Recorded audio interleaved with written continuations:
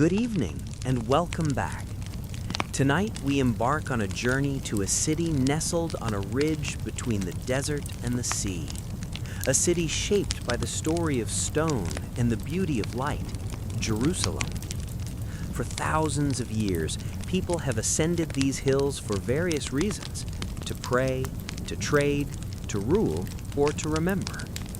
We find ourselves in a city full of narrow streets, ancient walls bearing the traces of the past, and layers that have witnessed different eras on every corner. In this holy place for Judaism, Christianity, and Islam, the ringing of bells echoes, prayers rise to the heavens, and languages converge. We will travel across centuries. We will witness the transformation of a Bronze Age hilltop village into the city of David. We will bear witness to the story of a temple that once rose, was destroyed, and was resurrected in memory. We will follow the footsteps of conquerors, pilgrims, scholars, and stonemasons in this land where Romans, Byzantines, the first caliphates, crusaders, sects, Ottomans, and the modern age have left their marks.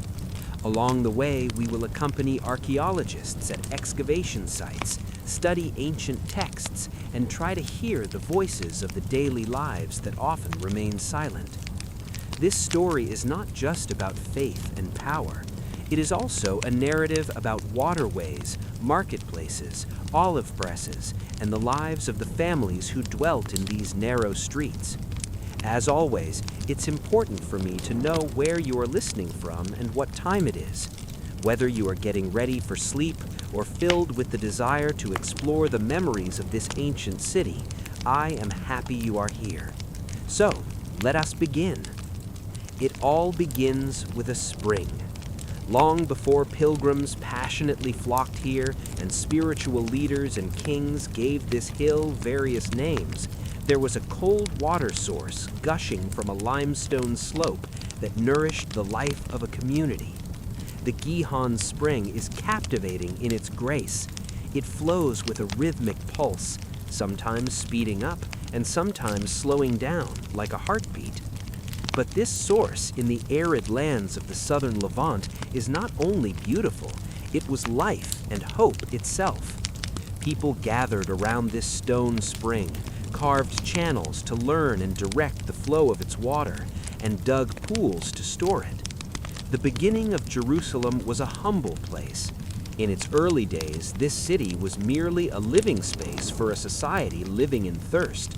However, the hill it was built upon was not particularly magnificent. It was established on a narrow ridge running from north to south, squeezed between two seasonal valleys, the Kidron to the east and the Tyropoeon to the west. Further afield, the widening Hinnom Valley encircled this geography. Over time, generations gave this ridge the name the City of David. However, in the 3rd millennium BCE, it was still a simple settlement, a region where families learned the art of building with stone and tried to survive by using the natural defenses of the elevation. The ridge's position offered a strategic advantage.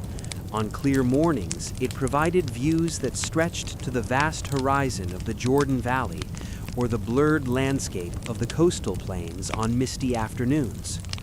Trade routes connected these different geographies.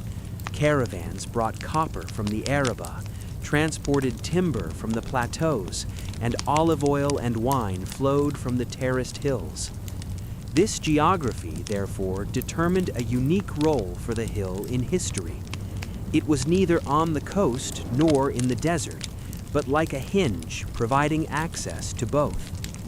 Archaeology tells this origin story with the silent but insistent language of ramparts and walls. The oldest traces of settlement near the Gihon belong to the period when people first moved into permanent homes and enclosed their fields with low fences. By the early Bronze Age, small clusters of houses had formed on the rocky outcrop above the spring. The soil was shallow but sufficient.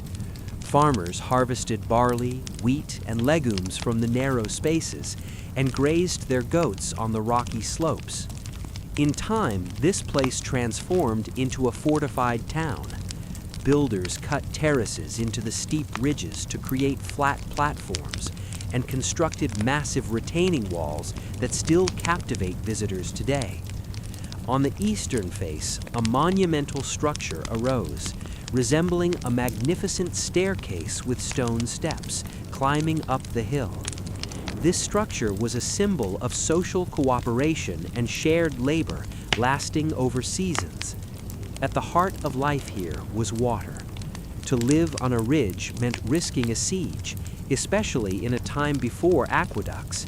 Having to descend into the valleys to find drinking water was a great danger. The inhabitants of the ridge developed creative solutions to safely reach the water source at the Gihon. They dug a tunnel and a vertical shaft into the base of the rocky ground. This revealed a natural well that would later be discovered by explorers. They also fortified the area around the spring with towers made of massive Cyclopean stones. They cut channels to carry water to a pool on the slope, enabling women to fill their jars and children to tend to the animals. The route of this water system changed over centuries, but its purpose always remained the same: to protect the water source and ensure the town's survival.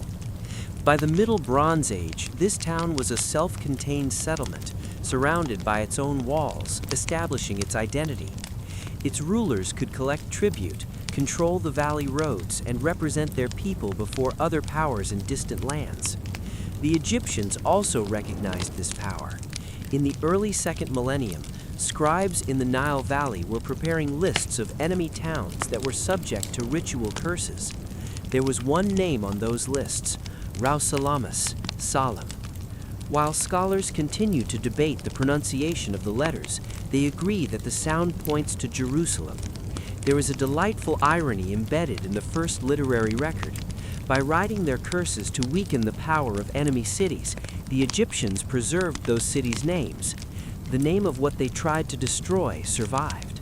The city's name comes from the family of West Semitic languages spoken in the hills and on the coast. At the heart of the name lies the root SLM. In these languages, the root carries the meanings of completeness, well-being, and peace. Additionally, there is a god named Shalom in the Canaanite pantheon. This god is often associated with twilight. The city's name may have been attributed to Shalom, or the city of peace, or it may have carried both meanings simultaneously, as ancient names often contain multi-layered meanings, like rolling stones. Later writers would recall a Salem ruled by a priest-king named Melchizedek, who hosted a traveling shepherd named Abram. This memory, whether it is the remnant of an ancient legend or an old literary tradition rooted in a holy hill, helps us understand how this place took hold of the imagination. This was a place where royalty and worship converged. In the late Bronze Age, the political structure of the Levant resembled a complex tapestry woven from distant places. Egypt was dominant over Canaan, and local rulers managed their cities as vassal kings. Messengers traveled across the roads carrying clay tablets encased in reed sheaths. These tablets contained messages written in cuneiform. These messages were part of the Amarna letters, the diplomatic correspondence of the pharaoh's court. In these correspondences, Jerusalem comes to the forefront again.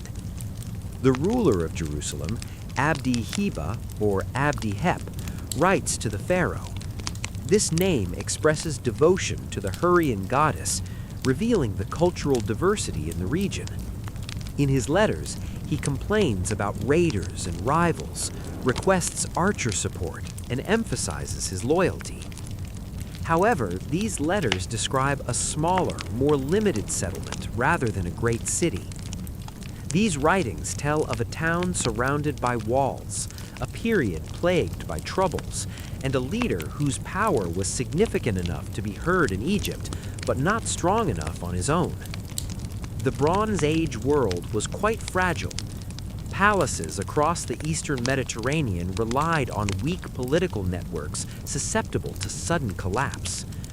In the 13th and 12th centuries, pressures mounted for various reasons that historians are still debating. Drought, earthquakes, invasions from the seas, and internal revolts shifted the balances in this region. Coastal fortresses fell one by one, and inland territories shrank. In this environment of collapse, as the Philistines coming from the sea settled on the coasts, hundreds of new highland villages emerged. The town on the ridge next to the Gihon River continued its existence. Though never the country's largest city, its strategic location gave it the power to resist. It could turn confidently to the east against storms coming from the west, and to the west against dangers coming from the east. Its proximity to critical passes connecting the Shephelah, the highlands, and the Jordan Valley also increased its importance.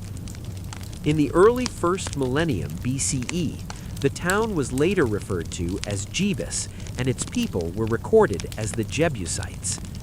Although archaeology approaches such labels with caution, the material remains on and around the hill indicate that Canaanites lived in this area, following local customs based on widespread cult sites and seasonal rituals.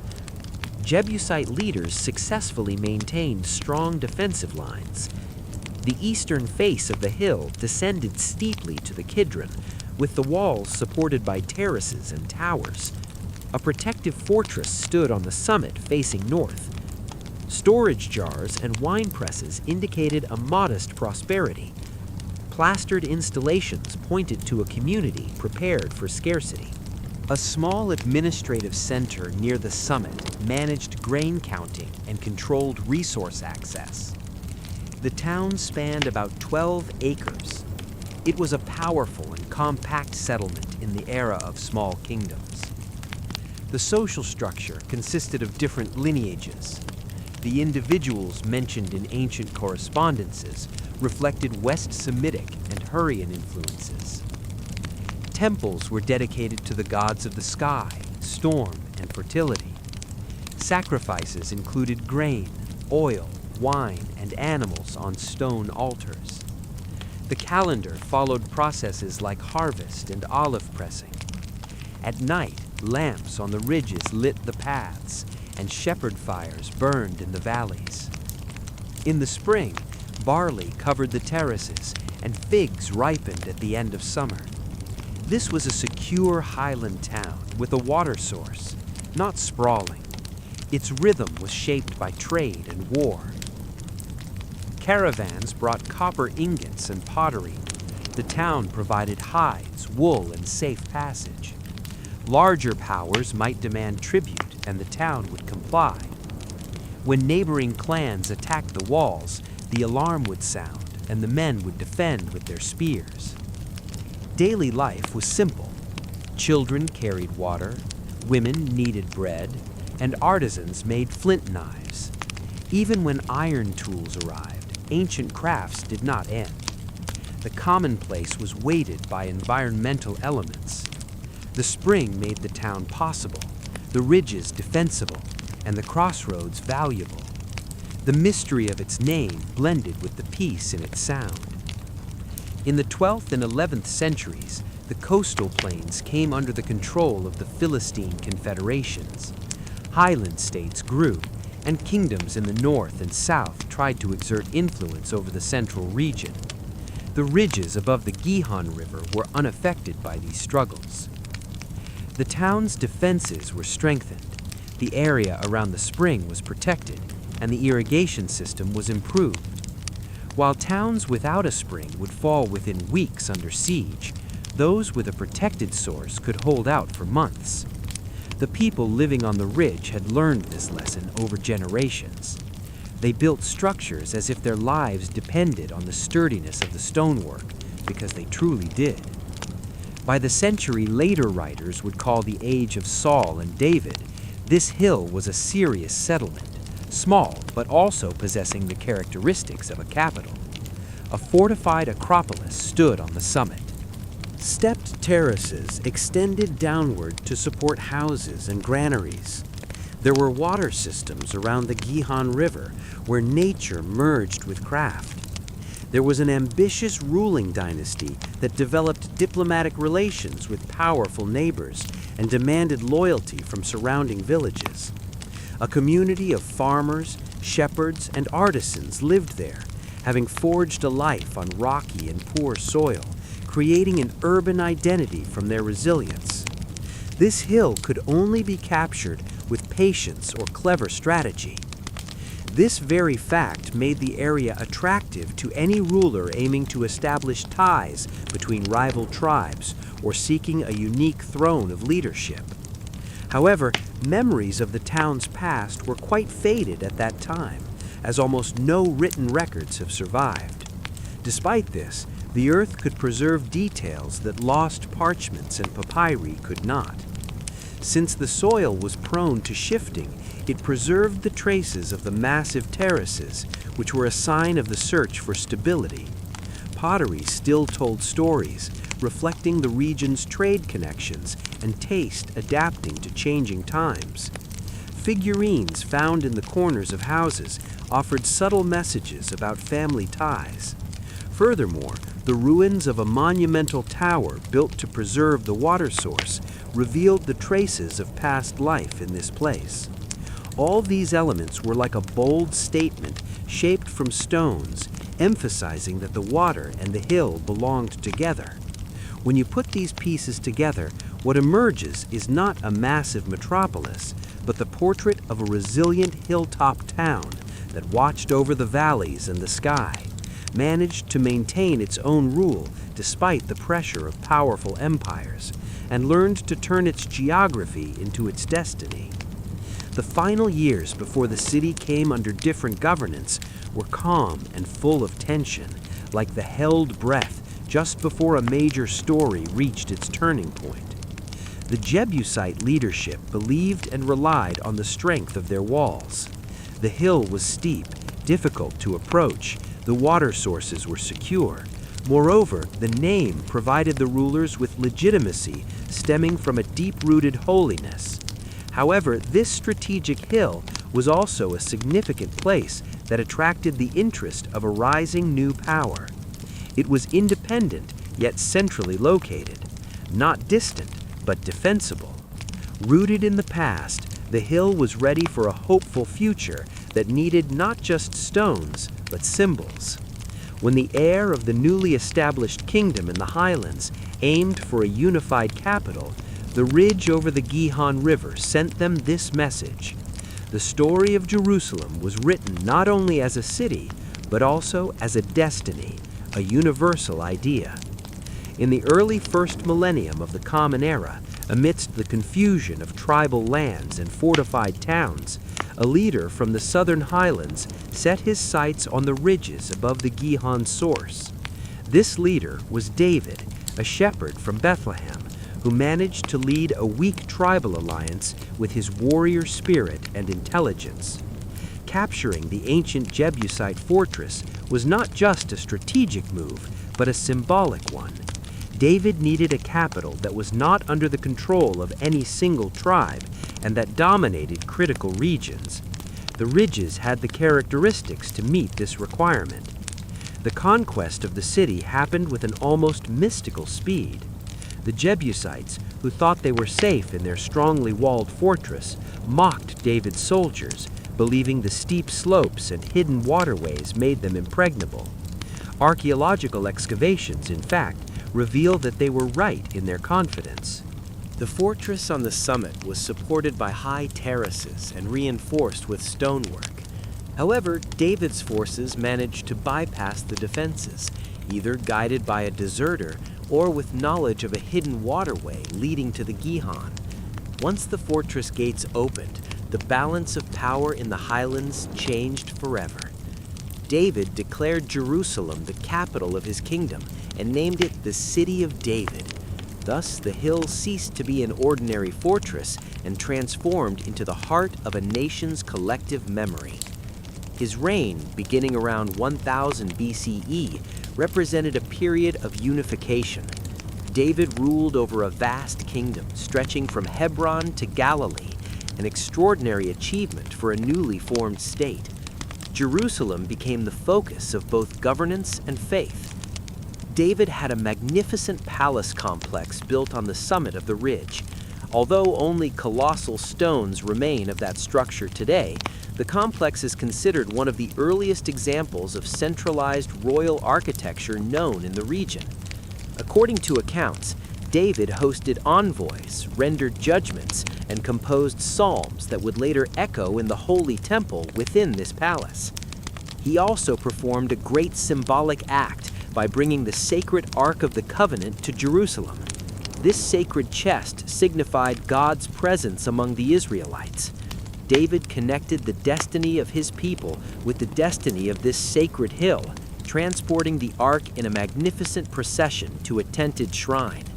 A permanent temple, however, would only be built during the reign of his son, Solomon, around 960 BCE. Indeed, the era of Solomon witnessed one of the greatest construction projects in Israelite history. Solomon undertook the construction of the first temple on Mount Moriah, north of the city of David's boundaries, impressively linking it with the historical and religious myths of his people.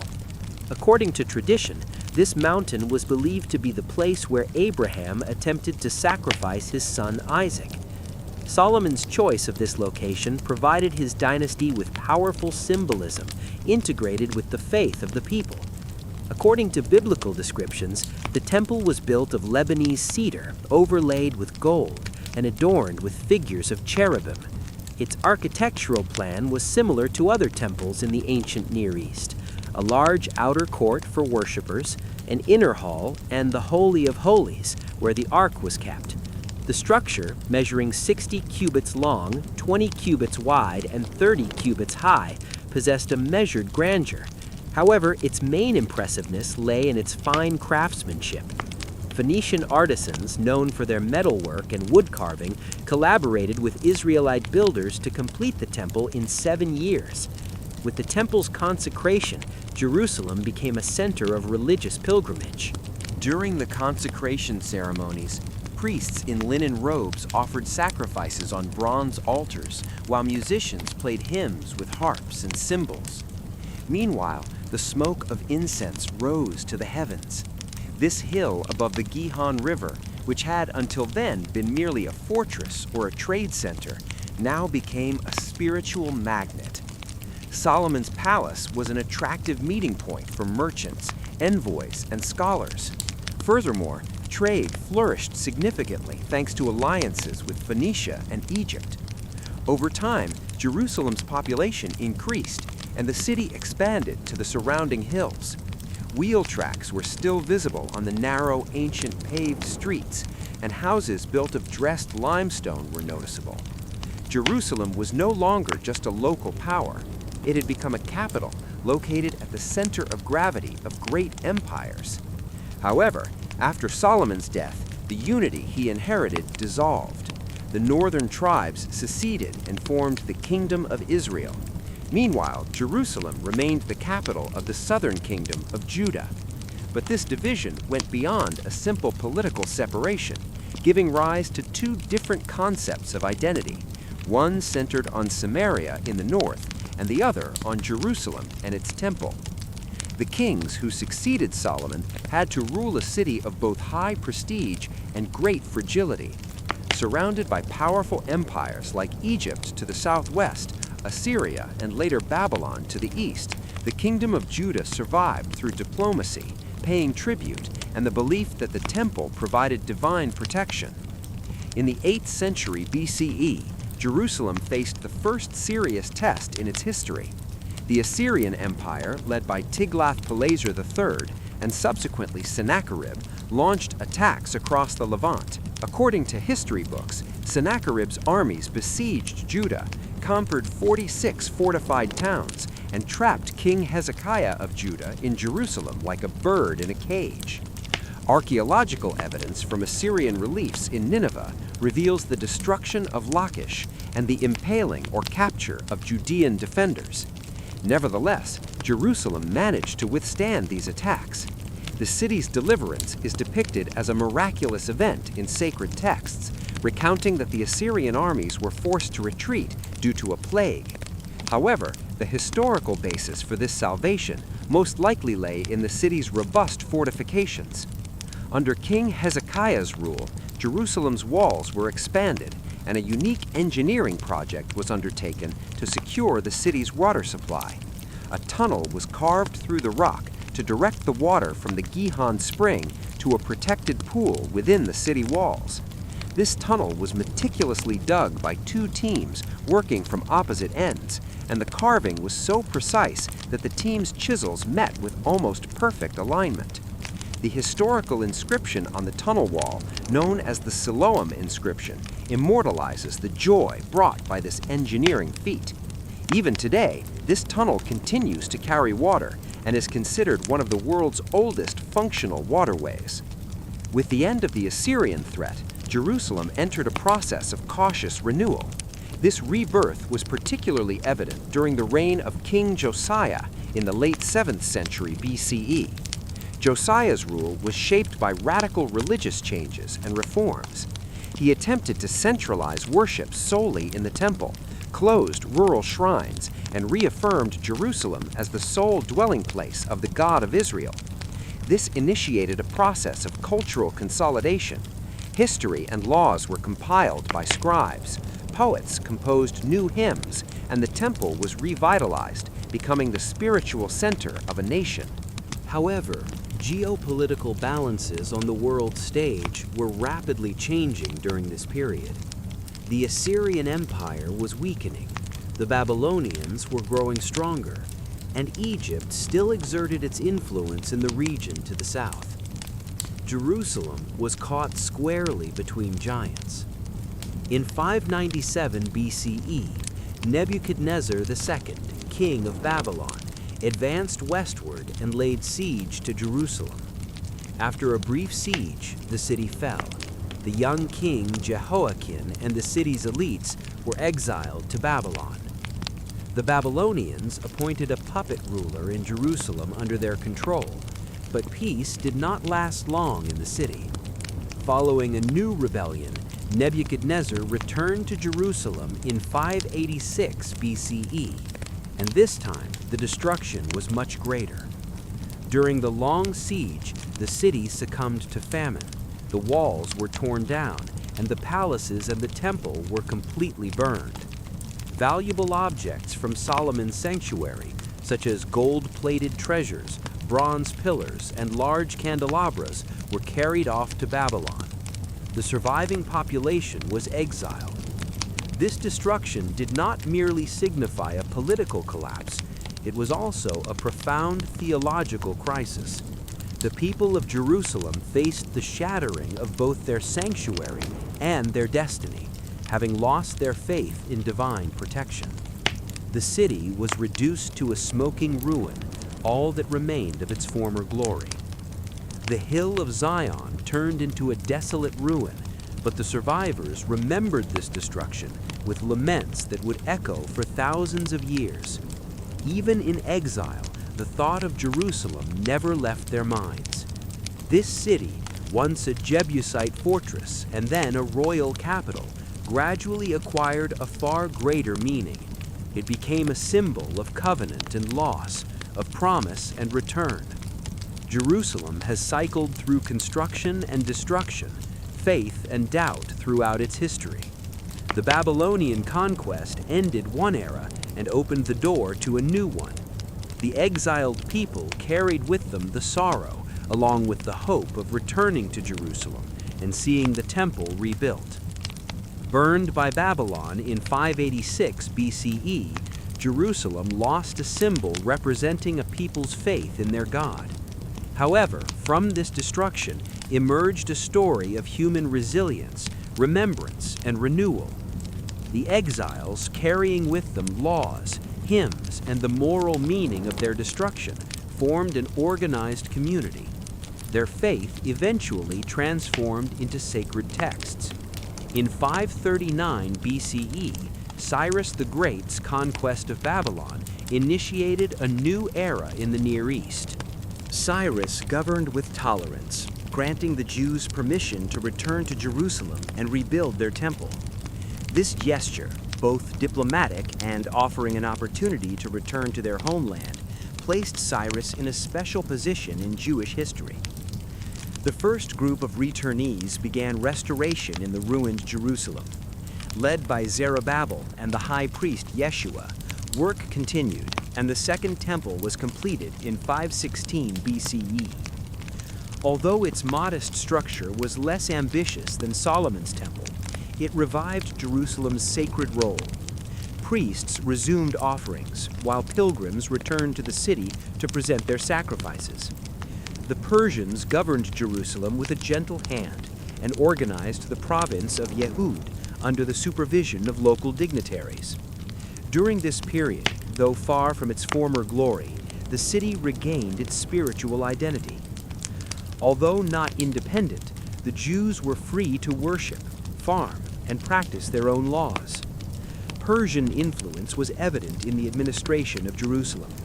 Aramaic became the common language, while Persian seals indicated that Jewish officials adopted imperial bureaucracy.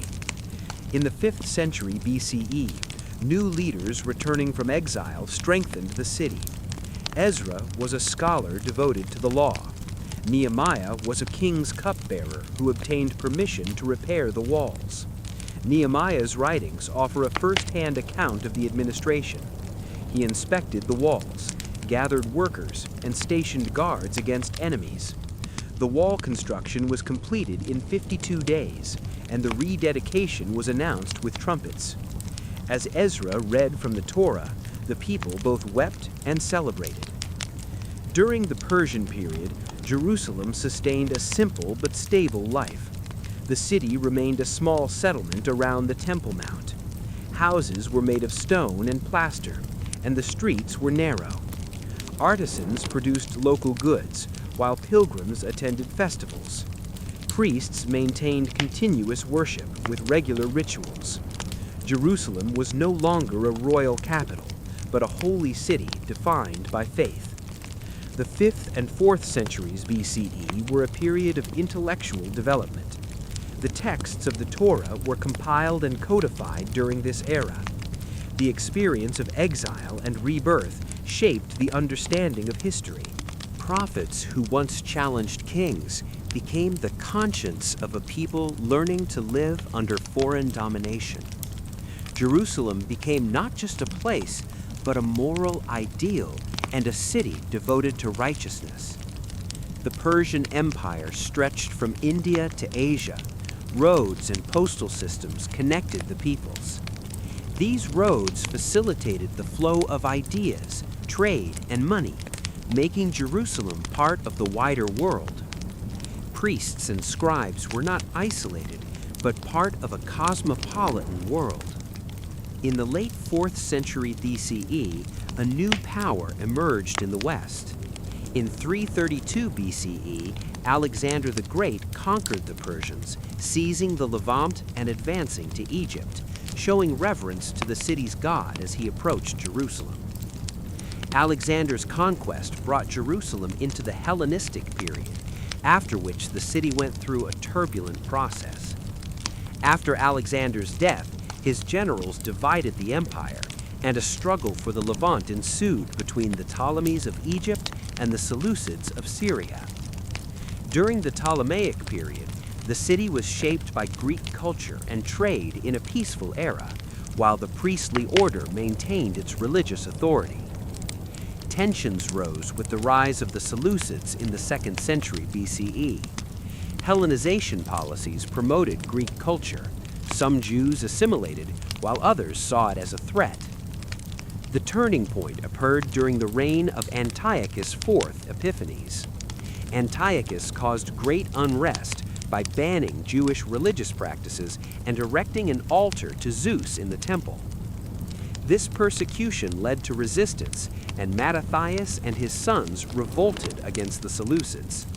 This group, called the Maccabees, successfully regained Jewish independence and purified the temple.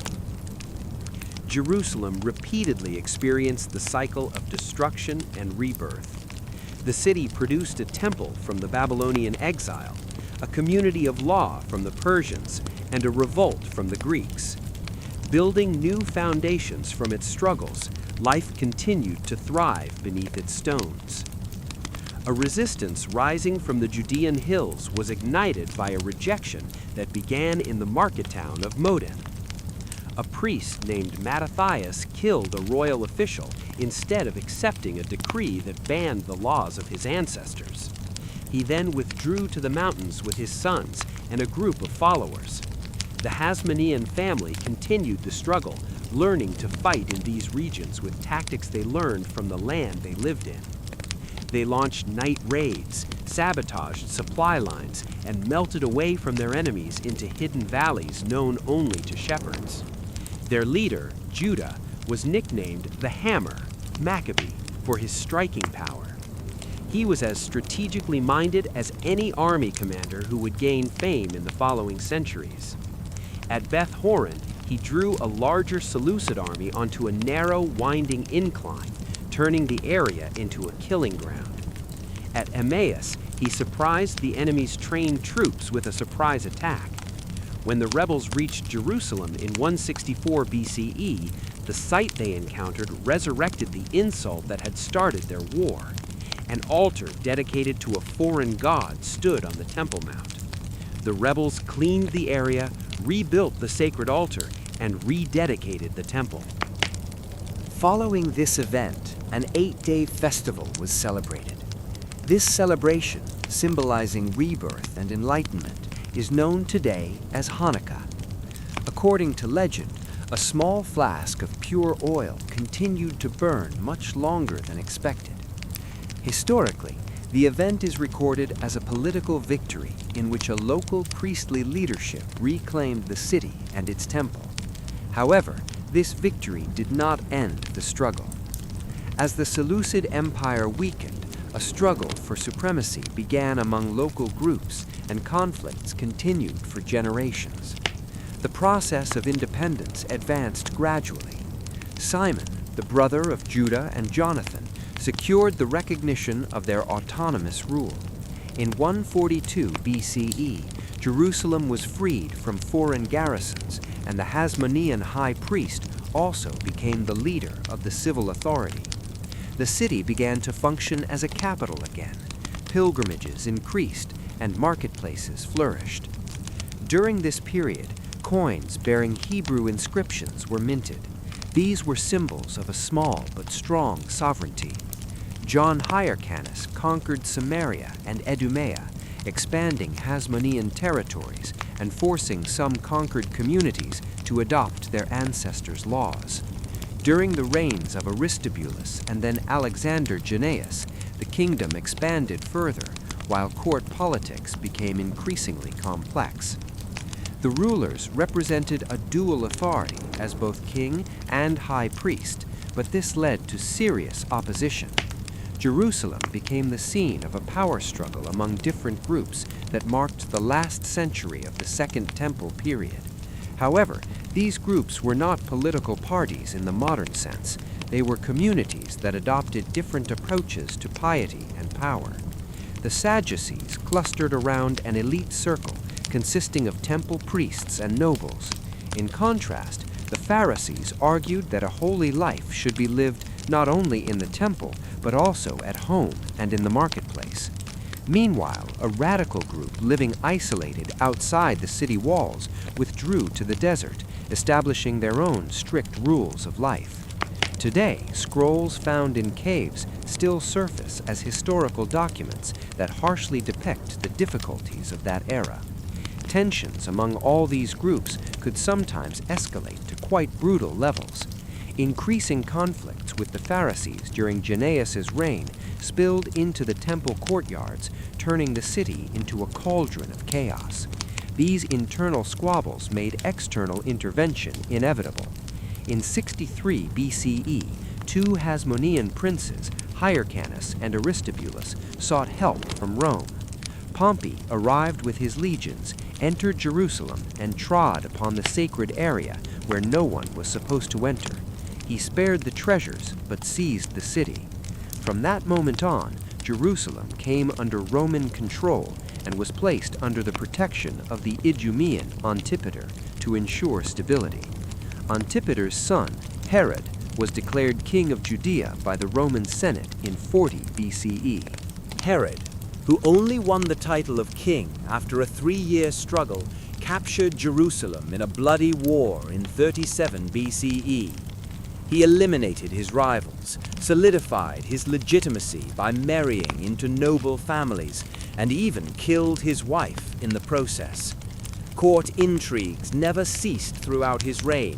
However, another aspect as famous as his cruelty was his construction projects. He made architectural changes that transformed the city's appearance. Herod enlarged the Temple Mount, renovating the sacred area. He built colossal retaining walls with engineers and placed the stones with flawless mastery. Royal palaces where merchants met rose in the south, and security towers in the west. In the north, he built a fortress, which he dedicated to Mark Antony and later named after himself. He thickened and raised the city walls, created water systems with aqueducts, and showcased Roman culture with entertainment venues like a theater. Herod's structures, while demonstrating his monumental power, also reshaped Jerusalem's identity in the course of history. The city now lived under the shadow of a construction genius. He paved the streets, built palaces where magnificent feasts were held and intrigues were planned. He did this not only to dazzle his own people, but also to impress the respected authority of Rome. The sacred area shone with a brilliant white brightness on market days. Travelers from Egypt, Syria, and Asia Minor wrote that no other place of worship could reach its splendor. These praises also had a significant political counterpart. Herod passed away in 4 BCE. The 1st century was a crucial year of transition, balancing its own time with the new era to come. Herod's kingdom was divided among his sons. Judea passed directly under Roman rule after brief unrest. Governors and regional administrators took charge from Jerusalem and Caesarea. Among these administrators, a name stood out: Pontius Pilate. Pontius Pilate brought military standards bearing the emperor's image to Jerusalem, which caused great reactions among the public. These standards stirred up the city until the protests were suppressed. He also constructed an aqueduct with money taken from the temple treasury, but he ended the resulting demonstrations with force. During his tenure, a Galilean teacher named Jesus was arrested during the Passover festival and executed outside the city walls. A small community preserving the memory of this execution would later make Jerusalem one of the centers of a new faith. However, at the time, this movement was seen as a small dissenting group among the many different currents in the city. Jerusalem stood out in the 1st century for its complexity and intensity. During festival periods, the city was packed with visitors from the diaspora. Greek and Aramaic languages intertwined in the city's markets. The temple was not just a place of worship, but also a massive economic power. Animal traders came to the temple to sell their sacrifices, while money changers profited by converting foreign currency into the Tyrian silver accepted by the temple. Levites sang hymns with voices rising from the courtyards, positioned according to specific functions and privileges. Members of the Sanhedrin held long debates on law and order. The high priest headed the rituals, directing the lives of the people from a single place and synchronizing the calendars with this order. The Roman order kept the roads safe and controlled lawlessness under the rule of competent governors. However, when incompetent or self-serving governors were in charge, discontent rose, and farmers with insufficient land struggled under heavy taxes. Disrespect for traditions and actions that damaged honor were increasingly common. A group calling themselves Zealots argued that only God's sovereignty should be recognized. gang leaders clustered around this view began gathering their followers in the mountainous regions. Small clashes frequently erupted. Ultimately, in 66 CE, these sparks ignited a major revolt. The rebellion developed based on both economic reasons and pride. Governor Gessius Florus further escalated public anger by seizing temple funds. The protest that began at the temple quickly turned into a full-scale revolt. Sacrifices made in the emperor's name were halted, and symbols of Roman supremacy were publicly torn down in acts of contempt. The symbol of Roman power was attacked in the land where it had been tolerated for years. Legions moved to counter this humiliation, but a Roman unit was ambushed and annihilated on the steep inclines of Beth Horon. The empire reacted harshly to this rebellion. Vespasian arrived with experienced legions and systematically seized Galilee and the north. Vespasian, who took the throne during the Roman Civil War, left the completion of the task to his son Titus. In 70 CE, Jerusalem was ready for resistance with its strong walls and strategic location. A triple wall system protected the city, especially the north. However, power struggles within the city created a major weakness. Different factions had established regional dominance in the city. While the Romans advanced on the borders, groups within Jerusalem fought among themselves. Grain silos were burned and destroyed due to suspicion and violence. During a long siege, famine gripped the city. Food stocks quickly ran out, and the people were desperate and hopeless. Hunger now filled the streets, and cries were heard. As the Romans began to breach the walls, the defense proved insufficient. The first two walls fell.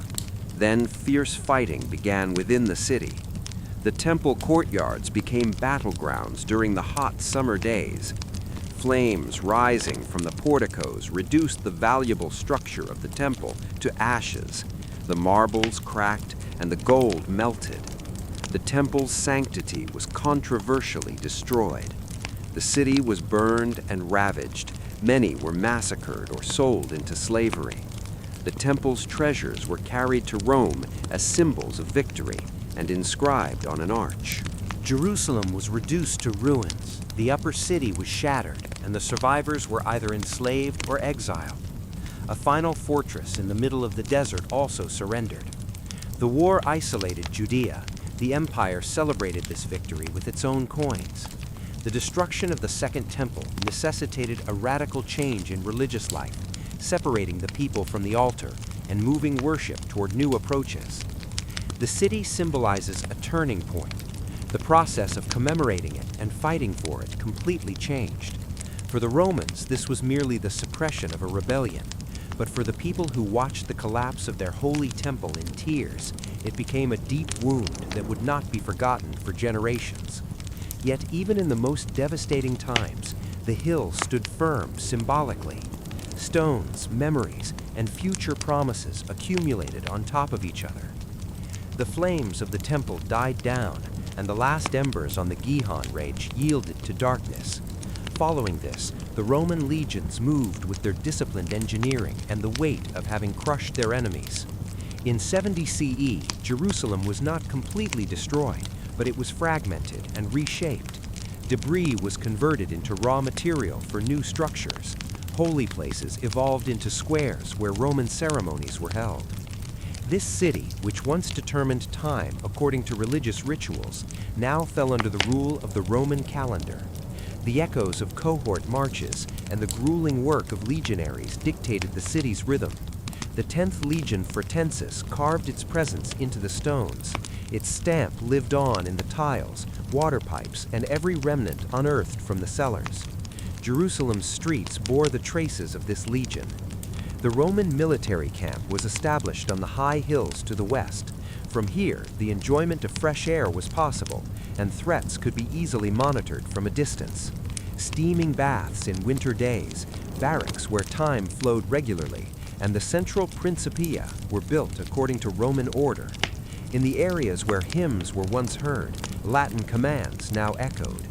This new order of the Roman Empire also signaled a semantic transformation of the city's streets. For a generation after the city's fall, Jerusalem remained a painful wound. Pilgrimages and the sacrifice economy had collapsed. The sanctity was replaced by the cool walls of a military garrison. But even wounds leave scars over time. During Hadrian's reign, the vision to rebuild the city, Rome's raw material, came into play.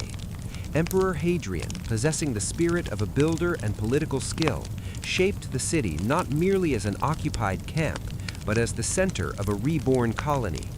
Hadrian's travels and meticulous urban planning aimed to bring Roman ideals to distant lands. He acted with the same purpose in Jerusalem, erasing the traces of the past and implementing the glorious order of Rome on this hill. The new city was named Aelia, referring to the emperor's divine lineage. Aelia Capitolina, rather than being an offensive term, was a foundation that embodied the engineering and cultural plans of the Roman Empire. Roman land surveyors completed their preparations, the Decumanus running east-west and the Cardo drawn on the north-south axis were opened. Colonnaded streets were designed to collect sunlight during the day and the brightness of torches at night. Shops opened and judges held sessions in the forum at the trade intersection. The highest and most sacred point was reserved for the gods of the empire. The platform remaining from the first and second temples was cleared. It was leveled to suit a new dedication ceremony. A temple dedicated to Jupiter was built here with its statue, and the torch of sanctity was now in the hands of the Roman gods. The glory of Roman power now echoed on this hill, once considered sacred by other peoples. On the western hill, a temple dedicated to Venus stood, but it was later converted into a tomb carved out of the rock. These sacred sites were not chosen randomly. Rome announced that it was re-establishing the city with a new pantheon and memory. This re-establishment took place after the final wave of rebellion in the 1030s. Restrictions on ancient traditions and plans to establish a Roman city on the Holy Hill led to an uprising led by a leader who took the name Bar Kokhba. The rebels defended their territories for a while, minting coins declaring the freedom of Jerusalem. However, when the Roman legions arrived, the war was prolonged and harsh. When it ended in the middle of the decade, Judea was devastated. Emperor Hadrian celebrated his victory harshly and created a new identity by erasing the province's old names. Now, those living within the city limits were forbidden entry. Some sources say the exiles held a day of mourning once a year and wept on the stones, but this information is not certain. Aelia Capitolina now had the appearance of a Roman colony. Veterans were given land, and the city adapted to the rhythm of Roman life. A council that debated matters like taxes and roads and baths shaped social life. The theater on the slope symbolized the city's evolution from a ritual-filled past to drama and performances. A triple-arched Victory Gate, parts of which survive today, marked the northern entrance. The city was not surrounded by walls. Rome did not want to defend a people it did not trust, believing that protection by permanent legions was sufficient. This also demonstrated confidence in imperial peace. As the language of the streets changed, inscriptions honored Jupiter and the protective genius of the colony. Temples and altars were dedicated to the gods worshipped by merchants and the garrison, and local names circulated in Greek and Latin forms. Rome's geometry and ideals were ingrained in the city's structures. New temples and the figure of the she-wolf appeared on coins, emphasizing the proud name of Aelia. The markets of the Levant were filled with goods like wine from the coasts, oil from the terraces, hides from the hills, glass from Phoenicia, and spices from Arab caravans. One could encounter sellers of papyrus scrolls or bronze lamps here. Not everyone in Roman cities worshipped the Roman gods. Followers of Jesus existed in the city as a small, obscure community, their teachings based on an executed teacher. Upon this tomb, Constantine constructed a grand church complex, a broad basilica, an open courtyard, and the anastasis, a domed hall surrounding the tomb, giving the city a new center. The complex was inaugurated during the celebration of Constantine's 30th year of reign and consecrated with annual festivals. It became a destination for pilgrims, linking their faith to specific locations.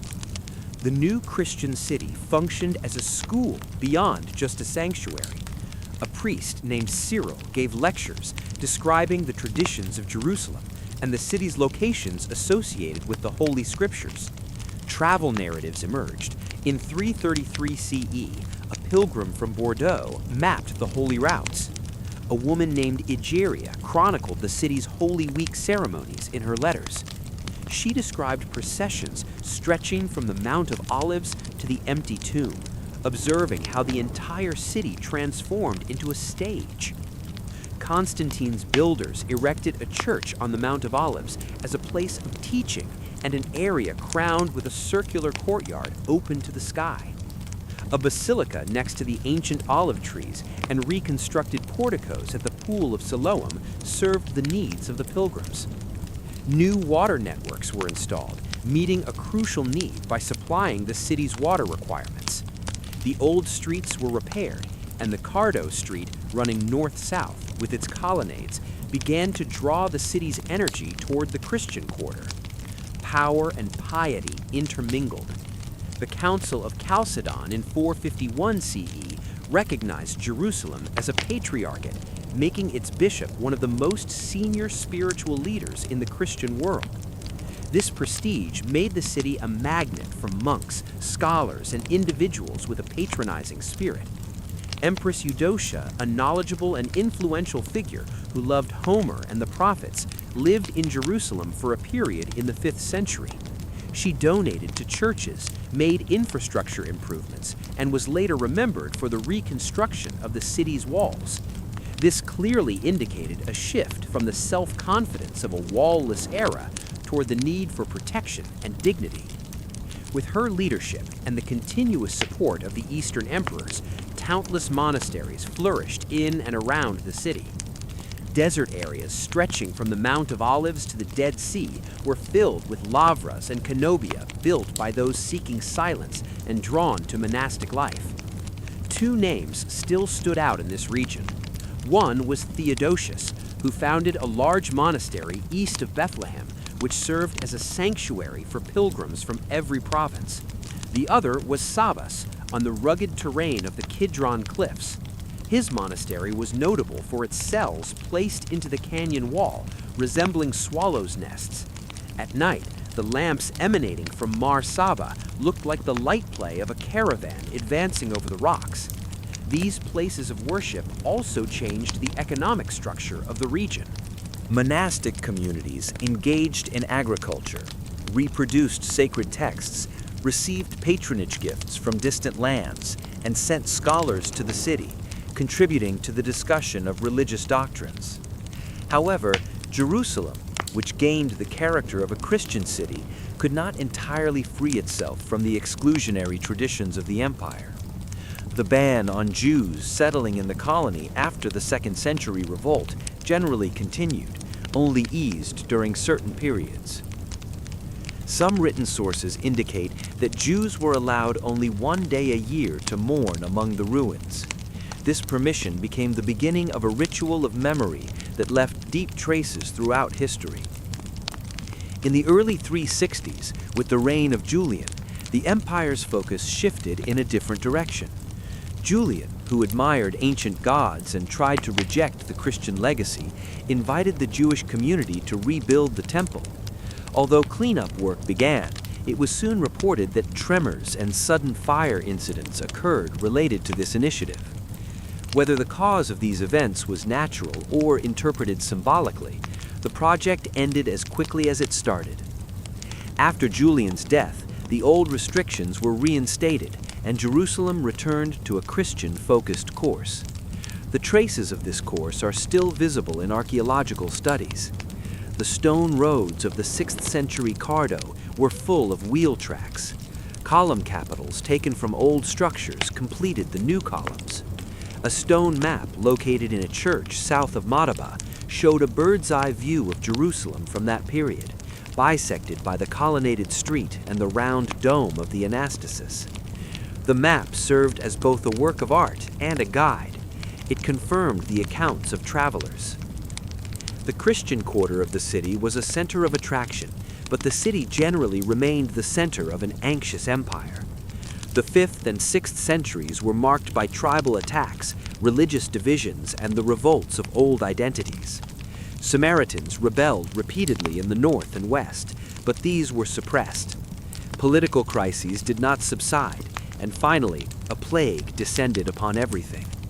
The Justinianic plague, which began in 541 CE, caused the deaths of thousands of people. Empty beds in monasteries, silent workshops, and graves extending beyond the walls were evidence of this. The empire continued to resist, sending engineers and resources.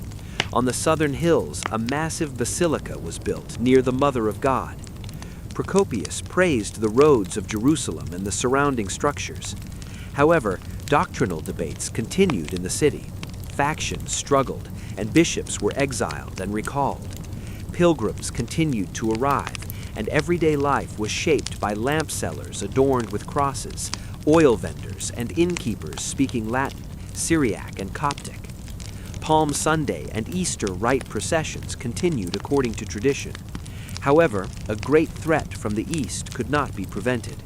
In 614 CE, the Sasanian army targeted Jerusalem, invading Syria and laying siege to the city. Accounts of the siege vary, but there is common agreement on the horror. The walls were destroyed, churches were burned, and many people lost their lives. Patriarch Zacharias was taken captive, and the most painful event for Christians was the removal of the relic of the true cross to Persia. Claims that Jewish communities aided the Persians left a dark mark on memories. The reality was that Jerusalem had fallen into the hands of a power that did not respect its sacred values. The conquerors did not leave the city in ruins. A monk named Modestos organized funerals and began repairs. The Persians, meanwhile, used Jerusalem as a bargaining chip in a major war. Roman Emperor Heraclius personally led his armies, attacking Persian territories. He destroyed palaces and returned triumphantly to Jerusalem in 629, ceremonially restoring the relic of the cross. However, his decisions caused heavy criticism. Heraclius had promised tolerance to the Jewish communities, allegedly cooperating with the Persians, but was forced to backtrack due to pressure. The empire was exhausted, and divisions had begun among the people. Tax records and garrisons were insufficient. Moreover, the plague still lingered. In the early 630s, Arab horsemen appeared on the horizon. Their disciplined and agile commanders carried a new sacred book. Southern cities fell rapidly, and in 637 CE, Patriarch Sophronius negotiated the terms of surrender. A promise was made to protect lives and churches. The new ruler quietly entered the city and prayed in the south. With this event, the meaning of Jerusalem was reshaped. For centuries, during the Byzantine era, the city had been endowed with pilgrims, monasteries, cathedrals, and educational institutions, but this glory was about to pass quickly into history. They offered an honorable throne to the bishop's seat, presented the world with a map where Jerusalem was at the center. They drew boundaries that excluded their neighbors and faced every blow delivered throughout history. When the city opened its gates to the Arabs, it was weary, but still retained its brilliance. It was possible to notice the city's resurrected nature. The gate welcomed a silent conqueror, Caliph Umar ibn al-Khattab, who avoided a showy victory procession and entered the city in simple clothes with a single servant and a camel they rode in turns. Patriarch Sophronius met him, and in negotiations detailed by sensitive writers, a mutual agreement was reached that included the protection of lives, property, and churches. Jerusalem had seen leaders rule with blaring trumpets. However, this ruler introduced himself in a measured and calm manner. He did not perform his prayer inside the great church. Instead, he walked out to the open terrace east of the church and bowed before a bare rock. This act symbolized the beginning of an era where Jerusalem would be consecrated by a new faith while remaining the center of old beliefs. Umar walked onto the high platform that the Romans had indifferently abandoned and the Byzantines had deliberately avoided. The large rectangular area that once housed the Jewish temple lay amid piles of rubble. According to traditions, he helped clean the area and ordered the construction of a simple wooden mosque south of the mountain. This is how the sacred area, which Muslims would later call Al-Aqsa, sprouted. During the same period, the bans that had long forced Jews out of the city were eased. A small community returned, and their presence found a place in lists tracing families who came to the city from Galilee. Christians continued to remain in their neighborhoods and maintained their worship. The city did not become a military barracks or a center of conflict. Over time, Jerusalem gained the identity of both a spiritual center and an administrative city. The first Muslim rulers had divided their lands into regions they called Ajnad, and Jerusalem belonged to the region known as Jund Filastin. The provincial capital was initially established in Lydda, and then in a new city called Ramla. Consequently, despite being holy, Jerusalem did not become the center of governorship, which positively affected the city's development. Freed from the pressure of being a political capital, Jerusalem progressed toward becoming a spiritual capital for the people. Pilgrims flocked to Beit al-Maqdis, which preserved the name of the ancient sanctuary. This city was the first direction of prayer, Qibla, for the early Muslim community, and this memory, before the shift toward Mecca, was kept alive in sermons and stories. The mountain was named Al-Haram al-Sharif, meaning the noble sanctuary in Arabic, and the holy city gradually gained the title Al-Quds, meaning the holy. Caliph Abd al-Malik of the Umayyad dynasty, ruling during the last 3 decades of the 7th century, gave this sacred area a historical touch by constructing a monumental shrine over the open rock on the mountain. This work began during a period of disputes within a young empire and when the sacred sites of Arabia were seized by a rebel. Historians still debate the reasons of the events, but the message it carried was clear. On a date marking 691 or 692 in the Common Era, a wooden and gold-plated dome rose on an octagonal platform. The exterior of the structure was adorned with glass mosaics that shimmered like paradise. Inside, long inscriptions declared the unity of God and honored Jesus as a prophet, simultaneously challenging the imperial theology that had filled the city's churches for centuries. The Dome of the Rock, Qubat al-Sakra, was built not as a mosque for congregational prayer. This structure was an architectural manifesto, a colossal Islamic monument. It declared that the God of Abraham still reigned from this high place. Abd al-Malik's son, al-Walid, followed this project, demolishing the wooden mosque from Umar's time and building a large congregational mosque on the southern edge of the platform. Al-Aqsa became a center where believers gathered, especially on Fridays and Ramadan nights. The Umayyads built magnificent residences, wide staircases, and ceremonial gates connected to the mosque along the southern wall. These gates allowed visitors to reach the courtyard without entering the dense city streets. The city streets were repaired, marketplaces were established, and fountains were regularly supplied with water. For the first time since Herod's era, an imperial dynasty saw this mountain as the center of a living city. At that time, Jerusalem was like a mosaic where different languages and forms of worship coexisted. Although the balance of authority changed, Christian pilgrims continued to visit the holy city. Monasteries continued to ring their bells. The Church of the Holy Sepulchre remained the center of Christian worship. Clergy continued to adhere to ancient traditions and imperial regulations. The protection policy implemented by Muslims was carried out through treaties and taxes. The non-Muslim population became part of this system by paying land taxes and property taxes. In return, they benefited from security, received services from local courts, and had the freedom to protect their holy sites. However, these policies did not completely eliminate existing tensions. Despite this, a system that made coexistence possible was established. In the 8th century, Jerusalem often experienced natural disasters. A series of earthquakes damaged the city and the mountain. During these disasters, parts of Al-Aqsa were damaged or completely collapsed during the Umayyad and then Abbasid periods. Caliphs financed the repairs of this damage. Mosaics were rearranged, and the dome received necessary maintenance. The wooden roof of the mosque was also repaired when damaged by winter storms. Since this sacred area became a point of direction for believers, its regular maintenance was not neglected.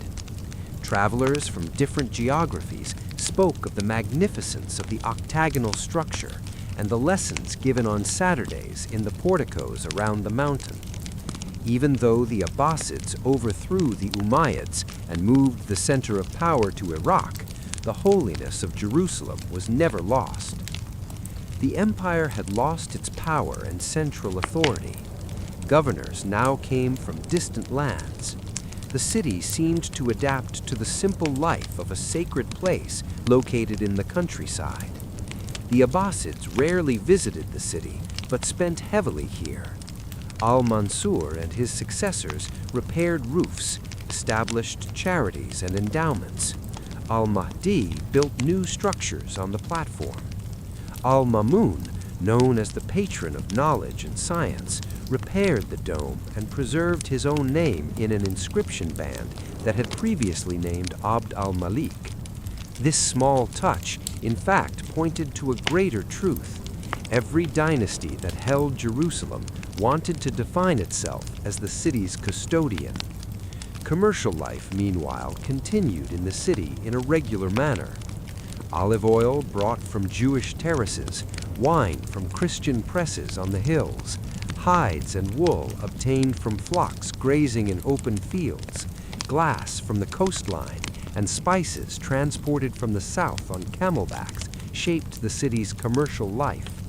Candles, crosses, and embroidered fabrics were sold in the markets around the Holy Dome of the Rock, while prayer rugs, lamps, and perfumes found buyers in the bazaars at the foot of the mountain. Trade guilds were organized both by craft and regional order.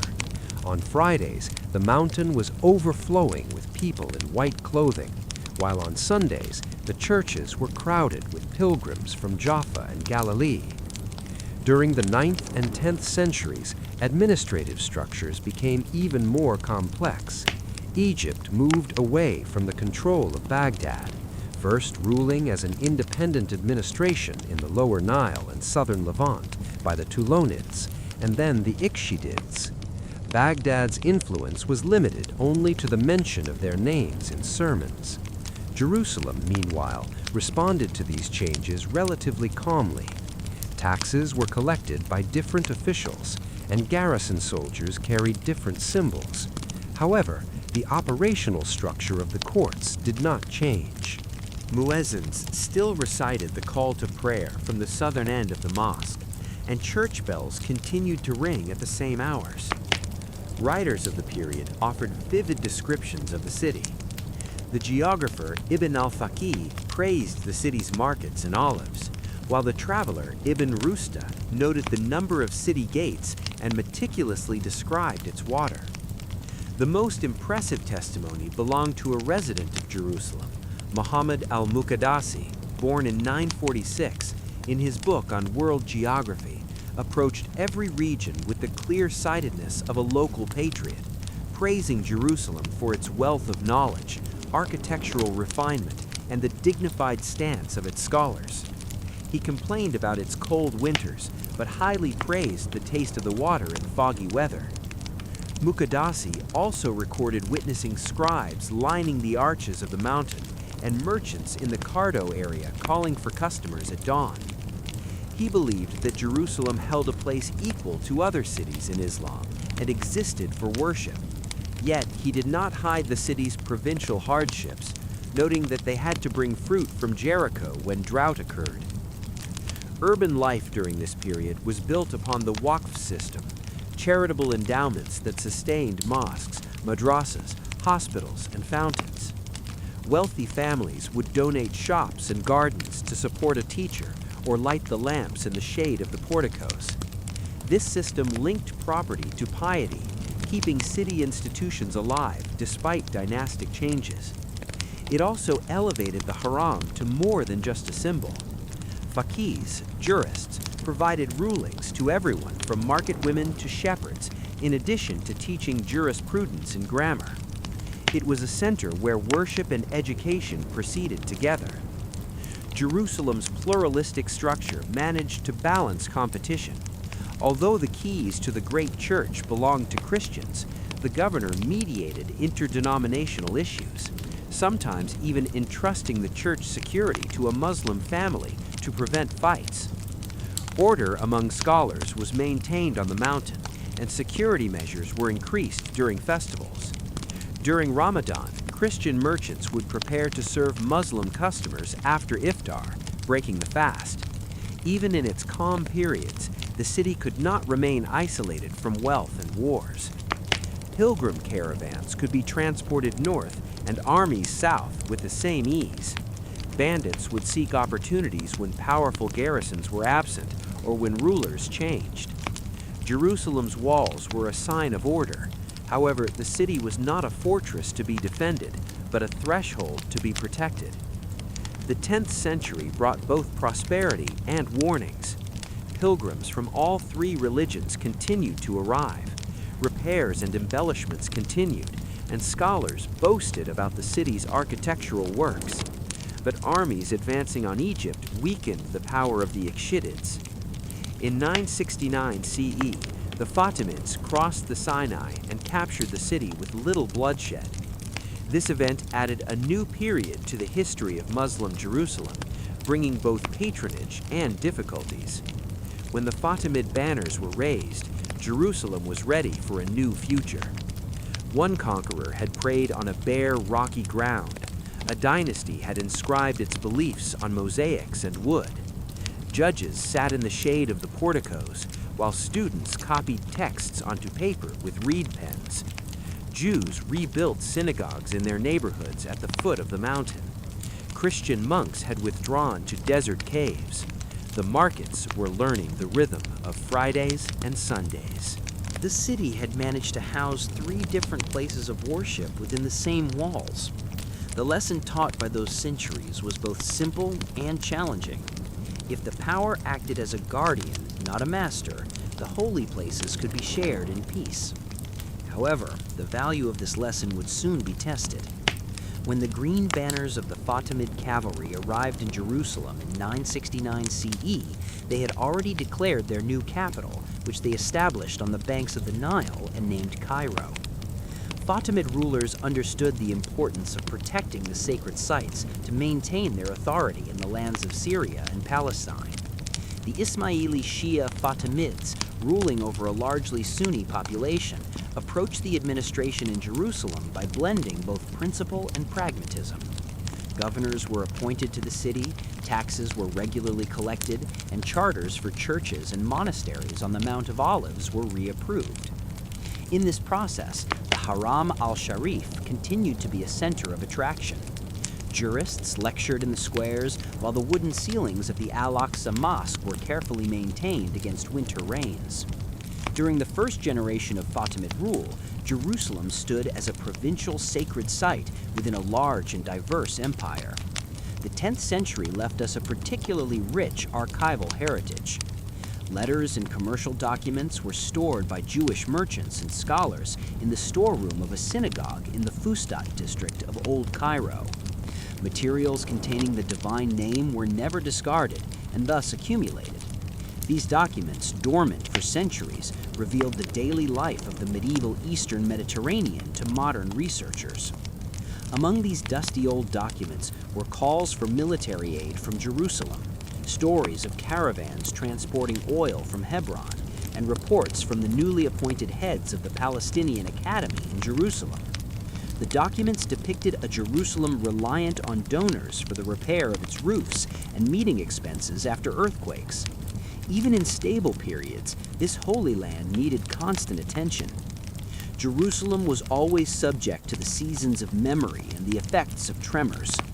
A severe earthquake in 1033 CE razed the city walls and arches. Historians spoke at length about the damage to the Al-Aqsa Mosque and the Church of the Holy Sepulchre. Artisans started working with timber and stone to repair the ruined structures.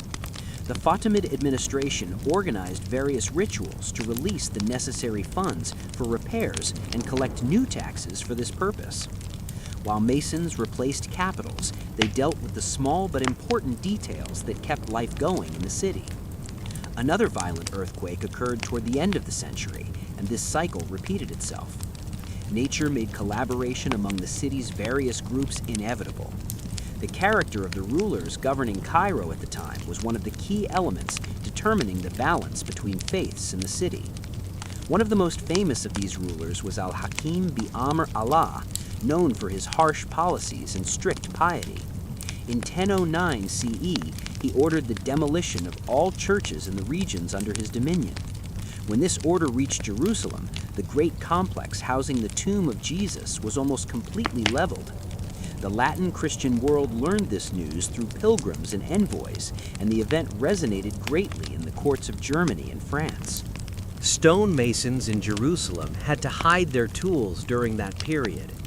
However, after Al-Hakim's death, his son, El-Zahir, made an agreement with the Byzantines.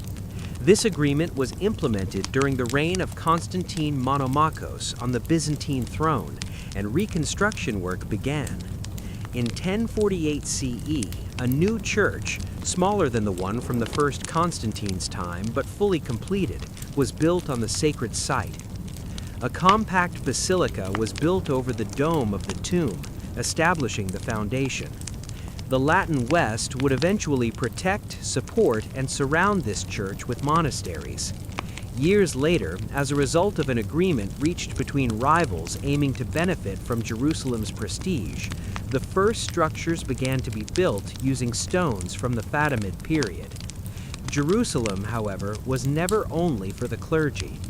The Amalfitans, despite conflicts among their compatriots, established an infirmary and hospice near the sacred site in the middle of the century, serving sick and poor pilgrims. This hospital would later expand. In the Latin period, the order called the Knights of St. John emerged, starting with nursing, its course extending to fortresses built on the seashores. Armenian priests expanded their neighborhood south of the Holy Tomb, building the Monastery of the Holy Archangels. The Georgians founded the Monastery of the Holy Cross in the valley to the west. According to legends, the source of the crossbeams dates back to one of the trees grown in this region. Ethiopian clergy expressed their presence in small rooftop chapels, symbolizing both deep poverty and stubbornly asserted claims. Jerusalem continued to exist as a federation of worship, sustained by a structure interwoven with privileges and bribes, and by the patience of guards who tried to prevent conflicts between neighbors at dawn. Beyond the walls, the balance of power was constantly shifting. The Fatimid state began to weaken due to famine and military anarchy in Egypt. In this process, Bedouin tribes like the Jarahids sustained themselves on caravan routes. In the 1050s CE, the Bedouins managed to seize Jerusalem, albeit briefly. But whether order was disrupted or re-established, the truly transformative effects came from the east. The Seljuk Turks, who had recently converted to Islam and were known as master riders, overran the Syrian territories after their victory over the Byzantines at Manzikert, overturning the balance. In 1073 CE, the Seljuk commander Atsiz ibn Uwak took Jerusalem from the Fatimids. 4 years later, he marched on Cairo, failed, and upon returning faced a rebellion in the city. A brutal massacre ensued, and the rebellion was suppressed. Under the fragile rule of the Seljuks, control of Jerusalem passed to the dynasty of the Turkmen captain Artuk. During this complex period, transit fees rose, and weakened garrisons gave opportunities to bandits. Western travelers frequently complained about the difficulties. During this time, religious reforms and messages about sanctity were spreading in the Latin West. Byzantine Emperor Alexios asked the Pope for military support to retake the Anatolian cities captured by the Turks. In 1095 CE, Pope Urban preached at Clermont, reminding Christians of the insults in Jerusalem and the suffering in the East. For those who took the cross, the forgiveness of sins was promised, and this call spread rapidly. While Europe armed itself, the Fatimid vizier El-Afdal attacked Jerusalem in the summer of 1098, taking it from the Artukids and establishing a garrison. The mobilization in Europe and the Levant led to a change in the balance of power in Jerusalem again. The Fatimids did not want a Turkish emir's rule on the Holy Hill, but they were not yet aware of the great danger approaching from the northwest. They strengthened their walls and supply depots and maintained order in the markets. At the same time, they were waiting to see if the armies gathered in Syria would launch a southward movement. At that time, the Jerusalem they held was smaller than in Herod's time, but larger than the old town plundered by the Persians. The city was surrounded by walls, patched up by the Byzantines. With its narrow and crowded streets, it was shaped around two main centers. On the west side, the Christian quarter with its basilica, hospices, bakeries, and bell towers. And on the eastern platform, the Muslim sanctuary with a mosaic dome, wide courtyards, and schools. Between these structures stretched the Cardo, still standing despite being affected by various periods throughout history. Traders of oil, glass, leather, and spices, catering to the needs of pilgrims with seasonal variations in various languages, conducted business in this area. The Jewish community had settled in the mountainous area near the city. However, while the head of the Palestinian yeshiva decided to move his academy to safer regions, letters from the Geniza showed that Jews still came to Jerusalem to die and sent donations to support the poor waiting at the graves on the Mount of Olives. There were also signs that the city's population took their responsibilities seriously. Governors had instructed garrison commanders to strictly enforce night patrols. The repair of infrastructure systems was prioritized to prevent water shortages in case of a siege. Armories were equipped with Greek fire and catapult ammunition. Despite this, the embassy offices continued to collect donations for the lamps in the harem courtyard and the candles in the shrine's dome. The daily life of Jerusalem proceeded on a balance where the worldly and the sacred were intertwined. In the Christian quarter, a quiet baker grinding wheat could be found behind a gate opening to Calvary. Under the dome, a scribe copying forbidden texts never averted his attention from his ever-shining tool. Information and news spread through the same routes as grain. In the spring of 1100 CE, the city populace learned of the Frankish armies who captured Antioch after a brutal siege. As news of this army reached Jerusalem, the Fatimid vizier initiated negotiation attempts with the Crusader leaders. He hoped to limit their objectives to the territories of northern Syria and reach a compromise in exchange for securing Egypt. However, due to geographical difficulties and mutual distrust, the talks failed. The Crusader forces, meanwhile, obtained supplies from Italian ships, advanced south along the coast, and then moved inland toward the hills. In response, the Fatimid governor expelled the Christians from the city due to the possibility that they might open the gates. Scouting parties entered the city while the walls were being prepared for defense. As temperatures rose, preparations were completed and the garrison settled in for the wait. This ancient city, conquered countless times, was experienced enough to sense the magnitude of the approaching danger.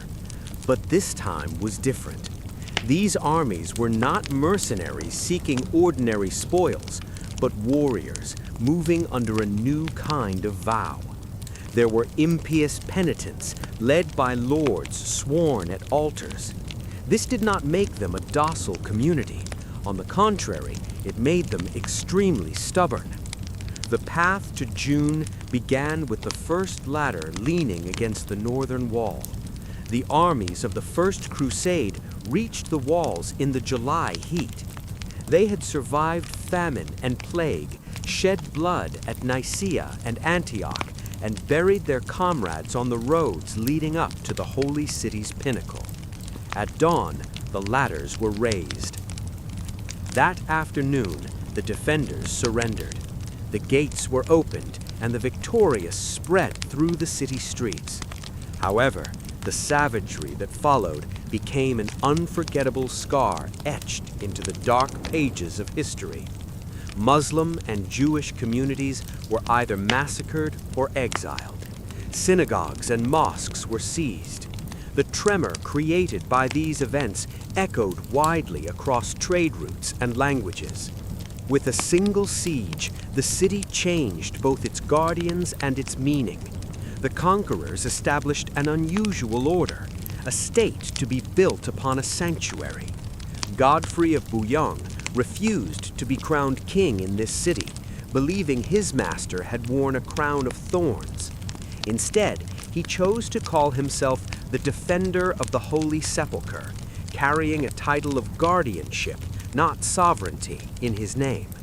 However, practicality soon outweighed this idealistic approach. Godfrey's brother, Baldwin of Bouillon, arrived from the coast, was crowned in Bethlehem on Christmas Day, and took over the reign as Baldwin I. During his time and that of his successors, Jerusalem transformed from a military camp into a genuine capital. A Latin patriarch was enthroned, the ritual order of the holy sites was established, and their maintenance was handled. A cross was erected on the dome of the rock, and it was renamed Templum Domini, the Lord's Temple in Latin. The great place of worship at the southern edge of the Temple Mount was converted into the residence of a new military community, the Knights Templar, taking the name Templum Solomonis, Solomon's Temple. The city's holy lands were reshaped in accordance with Western Christian understanding. The kingdom sustained itself from the very beginning with a blend of military power, law, and naval forces. Baldwin I and Baldwin II often traveled on horseback, repelling enemy attacks, forming alliances, and capturing coastal towns that would supply grain and revenue to the city. Jaffa was quickly seized. Caesarea and Ascalon fell after intense fighting. Acre surrendered through a naval siege, aided by sailors from Genoa and Pisa. Tyre resisted for years, but finally surrendered in the spring of 1124. This was the result of a comprehensive siege by sea and land conducted with the Venetians. Every victory that captured a port brought not only economic revenue, but also new collaborations established with maritime cities. Italian naval powers settled in these ports, gaining rights to quays and storage, and held a say in political decision-making mechanisms. Although Jerusalem was on a high ridge inland, it had to learn to live closely with the sea. Thus, a type of feudal order, quite unlike that in Europe, was formed. Here, wealth was measured not only by crops grown in fields, but also in various areas, from orchards to sugar factories. The crown allocated villages to lords in exchange for specific duties. These duties included managing castles that kept roads open and protected passes. The kingdom's legal system became a body of rules known as the Assizes of Jerusalem. In the courts based on these structures, nobles belonging to the High Council resolved disputes among their own families, while the issues of townsfolk were handled in a separate burgess court. Local Christians, Muslim farmers, and Jewish merchants proceeded according to their own legal and cultural traditions. A Latin notary could document the sale of property between a Lombard settler and a Syrian Christian, while simultaneously a Qadi, Islamic judge, could resolve the issues of the Muslim community using terms from the old times. While the apex of the kingdom's hierarchy was under Frankish control, the texture of daily life was interwoven with Levantine culture. The city was also patiently rebuilt. In this process, the care of a gardener's craftsmanship prevailed. The Church of the Holy Sepulchre, built by Constantine, had been destroyed based on a Fatimid decree, but rebuilt thanks to a treaty with Byzantium. This newly arranged area was surrounded by monasteries. In a grand consecration ceremony in 1149, clergy and nobles gathered under a Romanesque structure that connected the dome of the tomb to a new basilica rising over Golgotha. Over time, chapels added to the ritual stopping points became widespread. Pilgrims from England, France, and Puglia stepped on the stone steps, believing that spiritual salvation could be measured by tears and long journeys. The Cardo Road, once Roman, was now a bustling market. Here, Latins negotiated with Arabs in accented languages, while locals could conduct their small trades by learning enough French. Furthermore, the sounds of bells, never heard before, echoed from the towers. In the afternoons, when the clergy passed through the Templum Domini courtyard, the hymns sung by the pitiful voices rising before dawn on Sundays created an emotional rhythm. However, the kingdom could not survive only on religious activities. Its revenue sources were broader. Taxes collected from caravans, taxes from farmlands and vineyards, and profits from industries flourishing in the hot climates of the valleys formed the basis of this revenue. Sugarcane, introduced in previous centuries, became a strategic product in the coastal regions and the Jordan Valley. The stalks, pressed in stone cylinder mills and boiled, turned into valuable crystals accounted for by bankers. Olive pressing areas in the hill towns were the main source of food heading toward the seaports. Vineyards around Bethlehem produced wine for both rituals and trade. To protect these economic assets, many new castles were built in rural areas. Belvoir Castle, with its black basalt walls, overlooked the Jordan River. Massive castles like Montreal and Karak in Moab were tasked with protecting the caravan routes in the region. These routes would later become the target of the bandit Renaud of Châtillon. Along the coast, castles at strategic points like Caesarea and Jaffa were strengthened slightly every decade to ensure the safety of pilgrims traveling by sea. The administration passed through the hands of several capable leaders. Baldwin II, an experienced soldier, managed to solidify the kingdom's borders, despite being captured once and released for ransom, and pioneered a marriage that would shape its future. His daughter, Melisende, married Fulk, Count of Anjou, who came from a dynasty known for its power around the Loire River. After Baldwin's death in 1131, Melisende and Fulk shared the throne. This joint rule managed to balance rivalry and harmony. However, unrest occurred among the populace, conflicts with local barons were experienced, and mistakes were paid for. Over time, they learned to cooperate with local aristocrats and gained experience. Queen Melisende firmly governed the country, excelling in both cultural and legal matters. The Melisende Psalter, a unique work of art combining Latin texts with Byzantine icons and Eastern ornamentation, emerged in Melisende's court. Monasteries and nun communities were supported by donations, hospitals were expanded, and the city's schools became an attraction center for students from all over the Christian world. After Fulk's death, Queen Melisende took over the regency on behalf of her son, Baldwin III, ensuring a smooth transfer of power. However, the political climate of this period was fraught with turmoil. By 1144, a major crisis erupted in the north. The Zengi dynasty, ruling Mosul and Aleppo, captured Edessa, the first of the Crusader principalities. This development quickly reached the west, initiating the Second Crusade, a widespread and ill-conceived march hastily joined by many kings and nobles.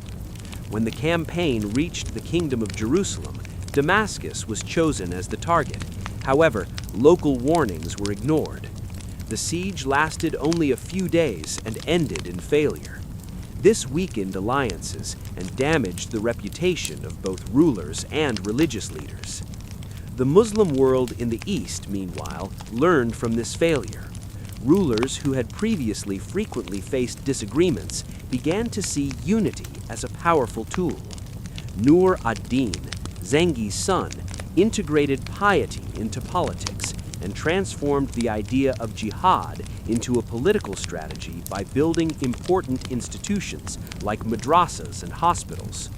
In this process, his general Shirkuh organized campaigns into Egypt, and upon his death, he was succeeded by Saladin, or Salah ad-Din, who assumed the vizierate in Cairo. In about a decade, the wealth of the Nile and the military power of Damascus combined, establishing a strong authority against Jerusalem. Facing this challenge, the kings tried their best. Baldwin III captured Ascalon in 1153 after long sieges, bringing this important point, which threatened the kingdom's southern borders, under control. Amalric I used bold diplomatic maneuvers to mobilize the Byzantine Empire to keep Egypt out of Syrian domination. Emperor Manuel supported these initiatives by providing a navy and gold. Joint expeditions were carried out up the Nile River, but the results were a great failure. This failure resulted in a heavy cost and set the stage for Egypt to fall under Saladin's control. Saladin patiently strengthened the Nile Delta and its vast valley before starting the war. In those years, the city awaiting him was filled with holy relics and countless religious ceremonies. The true cross, believed to be a piece of the wood on which Jesus died, was carried with great enthusiasm on feast days and taken to the fields as a symbol of divine grace. Pilgrims would see the cross, thought to bring victory, glittering in the hands of the bishops. Kings would swear on this sacred relic. A small army of priests was tasked with guarding the relic, as if it were a living prince. The succeeding king, Baldwin IV, was crowned at a young age, but learned in adolescence that his nerves felt no pain. Diagnosed with leprosy, the young king's illness weakened his body, but strengthened his mind and will. Baldwin organized councils, participated in battles, and in 1177 he faced Saladin at Montgizar near Ramla. Contrary to expectations, he won a decisive victory. This triumph delighted the court, but could not cure the king's disease. As his condition worsened, he was surrounded by regents and rivals.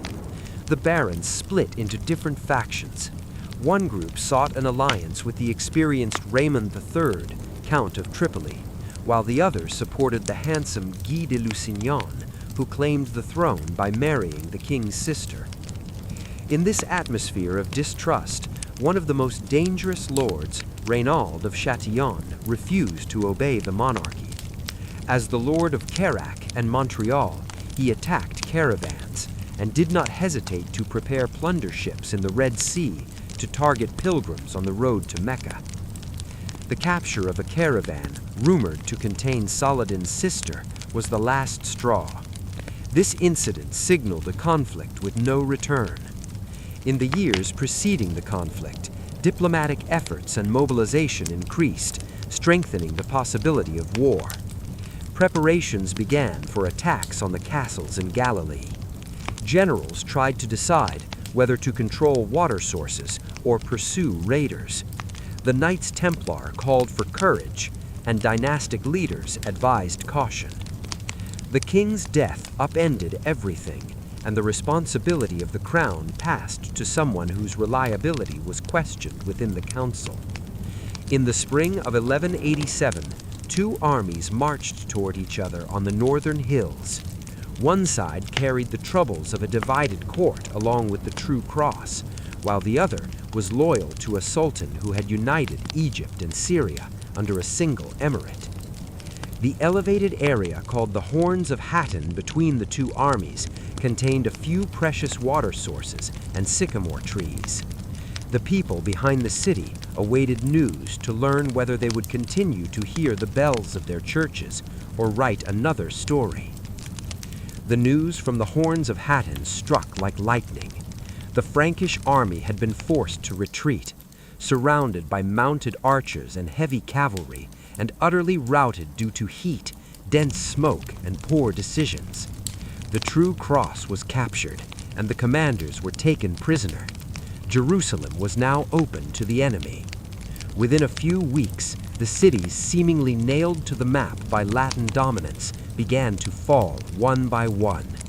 Only the port cities by the sea resisted, because the sea was more patient against stone and timber. Inland, heralds echoed with a single name. The name of the rightful ruler, Saladin, was spreading rapidly everywhere.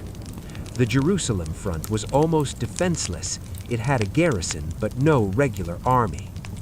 The person who took charge of the city's defense was the brave leader Balian of Ibelin, who arrived at the last moment to secure his family and was persuaded to stay. In the Church of the Holy Sepulchre, the nobles and the populace united with deep determination and a shared spirit of struggle. The city walls were filled with defenders, and the gates were tightly locked. As the enemy army camped, priests paraded the holy relics along the ramparts. Siege engines were advancing. Massive stones struck the city towers, reducing huge structures to dust. The defenders responded to the attacks with arrows, boiling pitch, and prayers rising in the breath of cold mornings. However, as soon as the first breach was made, negotiations began. Saladin was initially inclined to sack the city. However, Balian knew that such an attack would devastate Jerusalem and destroy the holy sites. The agreement finally accepted was harsh, but not hateful.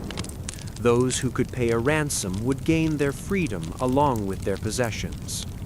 The poor would be collectively ransomed in groups from public funds, and their needs would mostly be met by Saladin's command. The city surrendered on the second day of October 1187. There was no massacre. The victors placed guards in churches and monasteries to maintain order. Monks and nuns, packing their provisions into bundles, moved toward the gates. They were weeping silently. A large part of the Eastern Christian populace remained in the city. Jews who had fled Jerusalem almost a century earlier when it fell to the Crusaders were invited back and returned without delay. Some even emerged from the ruins of Ashkelon and settled at the foot of the mountain. The city's holy sites were cleaned and repaired. The bronze cross on the dome of the rock was removed, and the golden crescent was re-erected in its place. Imams recited prayers declaring the oneness of God, and scholars formed study circles in the mosque porticos. The intricately carved minbar brought from Aleppo, which the pious Emir Nur ad-Din had commissioned for the day of victory that he would not live to see, but which Saladin realized, was placed in the Al-Aqsa Mosque. Artisans carefully cleaned the mosaics. Carpenters repaired the roofs damaged by years of neglect, and jurists prepared new documents to guarantee the supply of oil for the lamps and the salaries of the teachers. Saladin personally visited the holy city, and guards were placed at all its gates. He would not tolerate disrespect for the sacred sites. He also gave strict instructions for pilgrims of the rival faith to have safe access to these places. The city experienced a vibrant hustle and bustle in the markets as people met their daily needs. The mountain buzzed with Friday prayers, and in the west, the sound of bells echoed. The city astonished the Latin world, but found its own rhythm. The Third Crusade was born as a result of a series of complex reasons.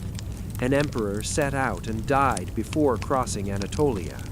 The King of France came quickly and returned, while the King of England advanced sternly and determinedly.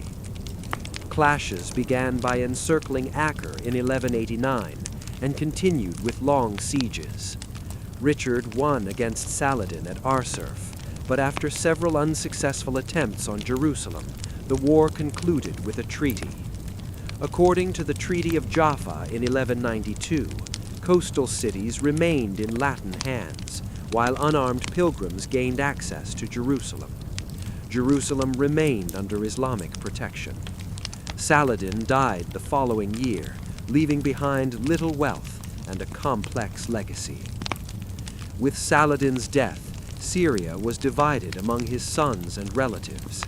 Egypt also witnessed internal conflicts. This period left a history full of divisions, where Jerusalem was a tool of family diplomacy. While princes lent out cities and formed alliances, the city's sanctity was always preserved. The ability of the populace to fill the mosques and churches with prayers was enough to make the city valuable. Under the rule of the Ayyubids, Jerusalem calmed down, educational institutions spread, and scholarship was supported. The Shafi'i and Hanafi traditions were prominent in legal education. Tekkes, lodges, maintained their hospitality, and the markets flourished once more. Although traces of the Franks could be seen on the sea routes, a renewed focus on languages dominated. Conversations in Armenian and Syriac continued. Greek Orthodox priests still murmured their prayers within the walls of the monasteries, while the shouts of merchants in the marketplaces echoed again in Arabic. Jewish families built new houses along the street extending towards the mountain and revived small synagogues. The order here was shaped more by an urban peace than by the power of an empire, and this order depended on grain from Egypt and the determination of Syria. The West was retreating, stumbling. The Fifth Crusade advanced for a while on the canals of the Nile, but failed to hold Damietta and left no legacy in Jerusalem other than the bitter reality that at the end of every campaign, soldiers would return with empty hopes. However, an unexpected possibility arose in the shadow of all these failures. Al-Kamil, Saladin's nephew and the shrewd ruler of Egypt, was struggling under pressure from his rivals in Syria and felt the need to reorganize his forces. Meanwhile, Holy Roman Emperor Frederick II had clashed with the Pope and, despite his excommunication, sought to gain prestige in the East and influence in his own territories. Letters with a philosophical depth as profound as their politics were exchanged between the two. The result was a treaty that surprised both the East and the West. In the spring of 1229, the gates of Jerusalem opened for Frederick and his small retinue. According to the treaty, the city was handed over to Frederick and Latin guards, while the Haram al-Sharif remained under Muslim control. It was decided that the city walls, which had been largely ruined in previous years, would not be repaired, confirming the reality that Jerusalem was both a symbol and a hostage to political conditions. Eastern Christians welcomed the emperor as an unexpected figure who repaired their churches. Muslim authorities continued to hold the keys and administration of the mountain. Since no bishop loyal to the Pope would crown an excommunicated person, Frederick crowned himself in a simple ceremony with his own hands. This represented both a victory and an extraordinary parody at the same time. Nevertheless, following this development, Jerusalem passed under Christian administration for a full 15 years. All this was a small miracle that occurred without bloodshed or violent conflicts. However, great care was needed to preserve this miracle. Latin clergy constantly wrangled with Eastern clergy over authority in the holy places. The politically entrenched barons of the kingdom were irritated by the arrogant attitudes of the imperial officials. Meanwhile, Muslim scholars watched the situation from the other side of the mountain with attention and sometimes anger. Peace was a temporary grace provided by powerful princes who had other wars to fight. But this peace ended when the world became overrun with people who had nothing to lose. In 1244, a group of Khwarezmian warriors, driven from the plains east of the Euphrates by the Mongols and supported by the Sultan of Egypt as a self-serving ally, raided the Palestinian territories. This ruthless and land-hungry group captured Jerusalem and plundered the city savagely, recalling the darkest days of the previous centuries. Churches were looted, and the city suffered great destruction. Monasteries were emptied, and the Jewish community either emigrated or was destroyed. The city, which had changed hands through treaties, was retaken by war. Both Christian and Muslim leaders were shocked by the destruction and were forced to form an alliance. A Christian army, united with the Ayyubid ruler of Damascus, confronted them north of Gaza. The battle in the autumn of 1244 destroyed Frankish chivalry and scattered the Damascene army. The Sultan of Egypt claimed victory, also eliminating the last strong defense force in the country. Ports managed to hold on for a while longer. However, the hope of Jerusalem being taken by Latin armies or returning to Ayyubid rule was exhausted. The city was ruined, its walls destroyed, its population in shock, and its holy sites barely repaired. The generations who knew this period were now witnessing the power in Cairo. In 1250, trained slave soldiers seized the palace. This group, called the Mamluks, would rule the Nile Valley for 2.5 centuries, transforming Jerusalem into a religious and scientific center, easing imperial burdens and establishing wealthy waqfs. However, before this, they had to end the Ayyubid legacy and face a threat from the east. In this era, Jerusalem became a quiet provincial sanctuary. Sultans cared more for Cairo, but the city was still a holy place for millions of people. The Mamluks approached Jerusalem more as protectors than conquerors. They had no dynastic claims, establishing an order based solely on their respect for the Holy Lands. In 1260, when the Mongols advanced, capturing Aleppo and Damascus, Cairo was under great threat. Brave Mamluk cavalry led by Sultan Qutuz and General Baibars stopped the Mongols in Galilee. This victory shattered the legend of Mongol invincibility and marked the era. When the dust settled, the road to Jerusalem became safe again. The city was saved from the terror of a devastating empire. The Mamluks understood that victory brought responsibilities. They placed Jerusalem under the authority of Damascus, appointing a deputy to ensure peace and protect the Holy Lands. Baibars, who ascended to the Sultanate, rebuilt the city. He repaired the aqueducts and water systems, strengthened the gates, but kept Jerusalem away from heavy military garrisons. While granting privileges to monasteries serving pilgrims, he kept strict supervision over the Haram al-Sharif. Baibars, whose symbol was a lion, left a silent mark in stone carvings. During the Mamluk period, Jerusalem reached its peak in stone craftsmanship. The northern and western borders of the Haram al-Sharif were transformed into an open-air museum with libraries, schools, and monuments made of limestone. Governors and pioneers endowed madrasas for the 4 Sunni schools of law. Tekkes and hospices served the needs of the public. Sabil fountains cooled the thirsty, and the gates became new architectural masterpieces. During the reign of al-Nasir Muhammad, the governor named Tunkes regulated the gate opening to the western market and the surrounding bazaar. He also built the Tunkizia Madrasa on the western wall of the platform, reflecting the fine craftsmanship of local artisans. In the 15th century, Sultan Qaitbay added the elegant Ashrafia school with its intricately carved windows to the platform. Travelers considered the Ashrafia the third jewel of the Haram, after the Dome of the Rock and Al-Aqsa. Skilled stonemasons passed on their fine craftsmanship from generation to generation. Jerusalem gained a unique beauty through this labor and art. Their hands added grace and sophistication to Jerusalem. The city's economy was not tied to palaces. It thrived on pilgrims and ships. Revenues from charitable endowments were directed to schools, fountains, hospices, and mosques. A merchant in Damascus would donate a shop to pay the salary of a teacher in the Haram. A princess could have a bakery and baths built for the poor. These endowments were records of both compassion and the city's functioning.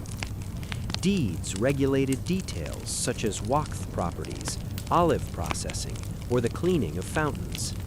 In this city, where the rulers rarely made their voices heard, the deeds were like notes that preserved continuity.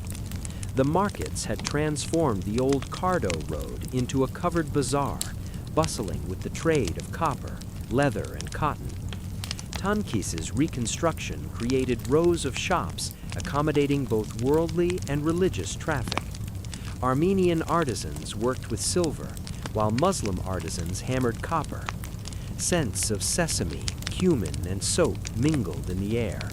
Caravans brought oil, dates, sugar, and the famous glass products of the Levant. Visitors would purchase this glass as a memory of their pilgrimage. The Mamluk state was adept at protecting Christian and Muslim places of worship. The Greek Orthodox Patriarchate maintained its rights, while the Armenians sustained their cathedral complexes. With a papal bull in 1342, the Franciscans became the official custodians of the Latin holy sites. Under Mamluk rule, these guardians guided Western pilgrims. Under their patronage, the sacred route known as the Via Dolorosa, Way of the Cross, came to life as a series of stations in the streets. This place, once only a memory, gradually turned into a road map.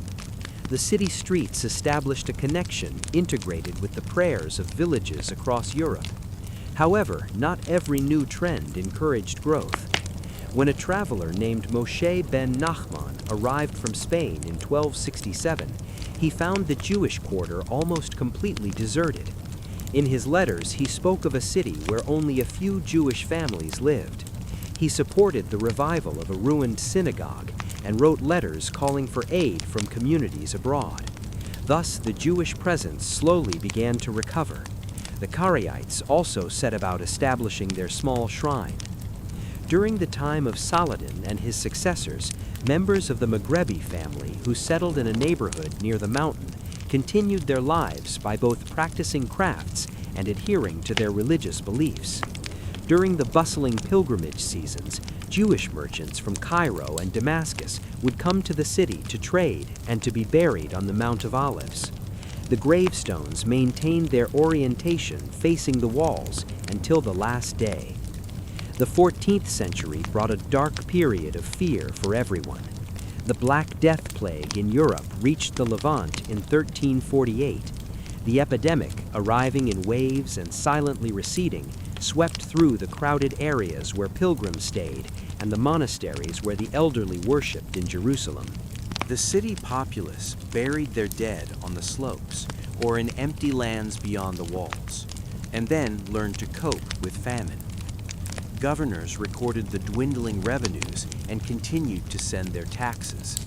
As patrons went bankrupt, donations kept the water flowing from the wells. The lamps did not go out. Years later, writers spoke of how quickly daily life returned to practical necessities. Bread had to be baked. Courts had to be operational.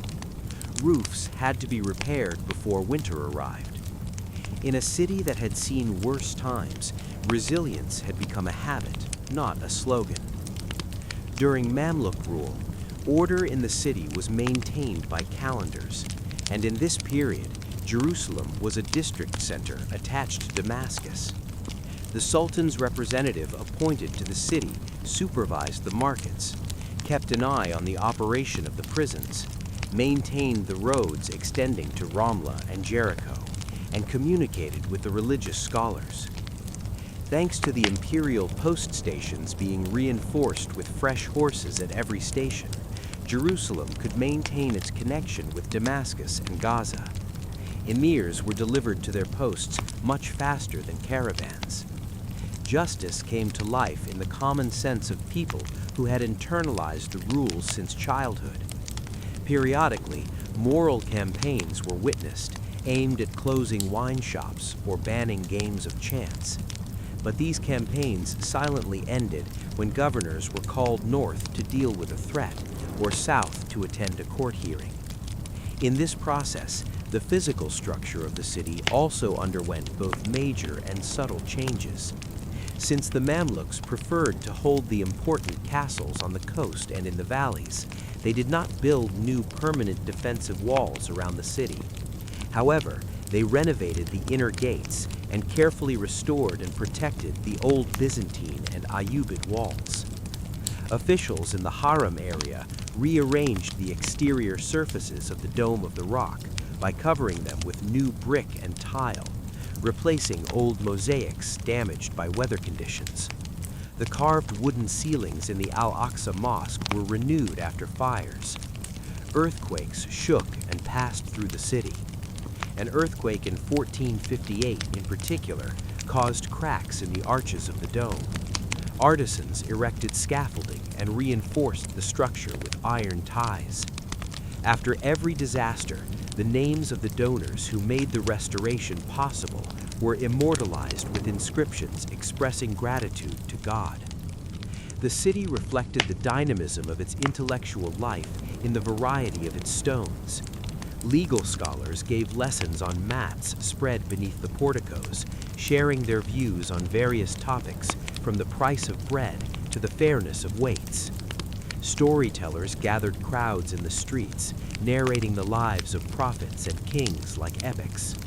Local scribes showcased their art by writing the Quran and Psalms, combining the meticulous craftsmanship of Egypt with the fine ornamentation tradition of Syria.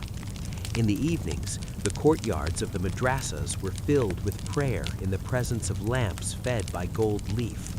In the mornings, these spaces echoed with different discussions, from the science of hadith to issues of grammar. The city did not create new schools of thought, but it raised people who would carry knowledge to Cairo and Aleppo, keeping the spirit of Jerusalem alive in the minds of rulers in distant lands. Descriptions left by travelers offered glimpses into the city's life. A Syrian scribe was enchanted by the beauty of the Siloam water and the Kidron gardens in spring. A North African pilgrim counted the steps of the Stations of the Cross and recorded the price of bread near the Jaffa Gate. A Persian scholar meticulously noted every detail, from the cracked bells swinging in the towers of the Holy Sepulchre to the call to prayer rising from the platform. These narratives depicted a city that accepted differences as ordinary. Christians wandered in Muslim markets, and Jews went up to the mountain to pray beside the walls. The guards watched the surroundings out of the corner of their eyes, intervening only if the voices escalated. Most days, no intervention was even needed. By the late 15th century, Jerusalem seemed unbothered by being a city without a castle and without a palace. What it boasted of were not elements of war. It possessed the most integral collection of Mamluk urban art outside Cairo, a chain of portals, facades, and arcades along the Haram, which was piety transformed into public construction. The city also undertook the maintenance of the Holy Lands, administered the holy shrines for Latin pilgrims, and was aware of the privileges that allowed ships to dock in its ports under the cautious oversight of the emir. It housed monasteries providing information in Armenian, Arabic, Greek, and Latin, and sheltered Jewish scholars who copied texts in their narrow cells and hid these texts in secret places to preserve them. It had artisans who could describe the location of a candle, a bowl, or a room for the night in 3 different languages. But this tranquility gave way to change with the end of a navy and a road. In the far northwest, a state gaining power from Anatolia captured cities that had long been part of another map by dominating the rivers. The Ottomans were building a structure that saw artillery and roads as unifying elements. When their armies advanced south and cannons echoed on the walls of Cairo, the Mamluks, who had governed Jerusalem for 2.5 centuries, suffered a serious blow. In 1516, the Ottomans defeated the Mamluk armies at the Battle of Marj Dabek. In 1517, they captured Cairo. Although the lion figure carved into the stones of Jerusalem stood firmly, it could not roar against the power of the new era. The city was peacefully handed over from one empire to another. The Ottomans soon treated Jerusalem as a crown of faith, renewing its walls and laws. The legacy of the Mamluks, however, continued to live in the texture of the streets, the presence of the schools, and the old self-confidence that the city was valuable even without a throne. Jerusalem entered a new administration, not with the clang of iron chains, but with the sound of prayers. In the first days of 1517, the armies of Sultan Selim I entered the city after breaking the Mamluk dominance at Marj Dabek and Ridaniya. There was no looting. Registers were collected, qadis were authorized, and the guardians of the holy places received new credentials bearing the seal of the great Ottoman Empire. This city, built of stones, became one of the crowns of the empire. The Ottomans did not make Jerusalem a political capital. Instead, they accepted the city as a trust, imanet. This understanding of a sacred trust became evident during the reign of Suleiman the Magnificent. Between 1537 and 1541, Ottoman engineers surrounded the old city with the walls that still stand today. They formed a circle around the city, built over 30 towers, and opened 7 main gates for service. The Damascus Gate opened triumphantly to the north, while the Jaffa Gate overlooked the road to the sea. The Zion Gate protected the southern face. The Lion's Gate faced the Mount of Olives and was also known as St. Stephen's Gate by many. Herod's Gate connected the northeast, and the Dung Gate provided access to the southern slopes. The New Gate, opened towards the end of the 19th century, connected the Christian quarter with the suburbs outside the old boundaries. The Golden Gate on the eastern wall remained sealed. Its stones contained their own legend. Inscriptions in Ottoman Turkish and Arabic bearing the Sultan's name are still legible on the walls. Suleiman the Magnificent acted with a vision directed both inward and outward. He ordered the restoration of the Haram al-Sharif, ensuring the cleaning of the marbles, the repair of the carvings, and the renewal of the wooden roofs. The surface of the Dome of the Rock was covered with brilliant tiles, completing the inscription band surrounding the octagonal structure like a blue crown. Fountains on the northern and western edges of the platform were restored, and the porticos were also arranged. Sultan's wife, Hurrem Sultan, endowed a large soup kitchen, Imarat, near the Chain Gate in 1552. The ovens in this soup kitchen provided food for the poor, regardless of religious affiliation. The income was derived from fields, baths, and markets listed in detail in the Waqf deeds. Water was the cornerstone of continuity. Ottoman engineers repaired the ancient aqueducts that supplied water from the springs in Artas and from the 3 large pools known as Solomon's Pools south of Bethlehem. Water channels were cleaned, renewed, and the sabil, fountains, placed on the walls ensured that everyone passing by could easily access water. The Sultan's sabil outside the Damascus Gate and the sabil fountains scattered in the markets represented not merely decoration, but the promise not to leave anyone thirsty unsupervised. Jerusalem's governance system operated in parallel with the general plan of the empire. The city was initially a kaza of the Damascus Vilayet province. Judges from the Hanafi school of law presided over the Sharia courts, while the muhtasib, market inspector, supervised fair weight scales and cleanliness standards in the markets. Waqf administrators managed the endowments that sustained institutions like mosques, madrasas, churches, and hospices. The city's religious communities operated as part of the empire's recognized millet system, community system.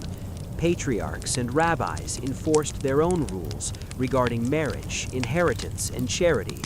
The Ottoman governor, meanwhile, adopted a stricter or more lenient approach as dictated by orders received from Damascus or Istanbul. This balance of autonomy and supervision ensured the continuation of daily life in order. In the 17th and 18th centuries, Jerusalem was economically poor but rich in religious devotion. Pilgrims from all provinces of the Ottoman Empire and further regions still roamed the city streets. Greek Orthodox and Armenian priests continued their worship, preserving their historical rites in the Church of the Holy Sepulchre. Franciscan friars, recognized as Latin guardians in the mid-14th century and later placed under Ottoman protection, continued their roles guiding pilgrims in the chapels and courtyards. In the mountainous areas of the city, imams and scholars gave lessons in the shade of the porticos built during the Mamluk period and renewed during the Ottoman era, while Turkish officers resided in their modest barracks. Local notables from traditional Arab families had to act to maintain the balance between the imperial center and local needs. They learned to harmonize needs tied to waqf oil and the price of bread in particular. The period of Muhammad Ali and his son Ibrahim Pasha brought a great change to the city. In 1831, the Egyptian army crossed the Sinai and took Palestine from Ottoman control, leaving Jerusalem under their own rule for nearly a decade. The new taxes and compulsory military service introduced during this period created unrest in the mountainous regions, leading to a region-wide peasant revolt in 1834. The chaos in the city was quelled by Ibrahim's troops and order was restored. When the Egyptians withdrew in 1840 under pressure from European powers, the Ottomans returned to find a sacred geography that was increasingly attracting the interest of the West. In this period, scholars and missionaries wrote works on stones and souls in English, French, and German, while consulates were opened and foreign schools and hospitals were established. The city became a safe haven on the one hand and a scene of international competition on the other. These tensions extended to the center of the holiest churches. Disputes between Christian denominations over rights to the Church of the Holy Sepulchre and the Nativity Grotto in Bethlehem were interwoven with the political ambitions of the empires. In 1852, Sultan Abdul Majid issued a firman, decree, declaring a status quo, freezing traditional practices in Christian places of worship. Detailed instructions were given to the clergy, down to the placement of lamps and the movement of certain processional groups on the stairs. This status quo has maintained its power to the present day, and a year later, such disputes over the holy sites became one of the causes of the Crimean War. Jerusalem was seen not only as a hill of worship, but also as a reflection of world politics. Changes in the 19th century redrew the city's boundaries. The populace, who had confined their lives to the walled area for centuries, began to spill beyond these boundaries as the population increased. In 1857, Moses Montefiore built a windmill to grind grain for the poor outside the walls to the west. Then, in 1860, he financed Mishkanot Shananim, the first neighborhood built outside the walls. Here, rows of sturdy stone houses rose on a hill catching the evening breezes. Many different initiatives and communities followed this example. German Templars established a colony on a plain under pine trees, while the Mea Shearim neighborhood took shape in the north among the iron-gated courtyards of pious Jews. the Russian Empire built a striking church along with a large complex for travel and worship north of the Jaffa Road. The French built the hospice known as Notre Dame de France right next to the walls, while the American colony on the other side of the valley brought together an idealistic community. This area later gained fame in photography. Each neighborhood displayed its own language on its door entrances and reflected its aesthetic preferences in its gardens. The Ottoman Empire entered the war alongside the Central Powers. During the period under Governor Jamal Pasha, the region became increasingly militarized. Animals, food, and labor were requisitioned. In 1915, a locust invasion devastated fields and gardens. Poverty and famine deeply affected the suburbs in particular. Many foreign clergy and local residents were exiled, accused of being enemy nationals. The railway to Jaffa ceased to be a tourist route and became a military road. Despite this, the city remained strictly bound to its religious rituals. The Haram area echoed with prayers. The holy fire was carried around the dome during Easter. But deep concern prevailed at every table. The British were advancing rapidly from Egypt, moving along the coast and climbing towards the hills. On December 9, 1917, Hussein al-Husseini, the mayor of Jerusalem, carrying a white flag, surrendered the city to 2 British sergeants outside the walls. 2 days after this surrender, General Edmund Allenby entered through the Jaffa Gate, not on horseback as was the custom for many conquered cities, but on foot. This gesture was an expression of respect for the city. Proclamations issued in Arabic, Hebrew, and English announced that the holy places would be protected and that Ottoman military rule had ended. Thus, 4 centuries of Ottoman domination came to an end. The Ottomans left behind a Jerusalem enriched with new walls encircling the ancient streets, fountains with water flowing even in summer, the largest collection of Mamluk and Ottoman civil structures outside Cairo, neighborhoods that had exceeded medieval boundaries, and a railway line connecting the city to the outside world. Governed by tradition and modern considerations, this city exhibited a multi-layered social structure. The status quo was preserved in Christian places of worship. Firmans had been issued defining the rights of the communities. Furthermore, an aesthetic standardization for the city was ensured by the municipality's understanding that every building block must resemble Jerusalem stone. Most importantly, a city whose sacred topography had been preserved and beautified over the centuries was presented.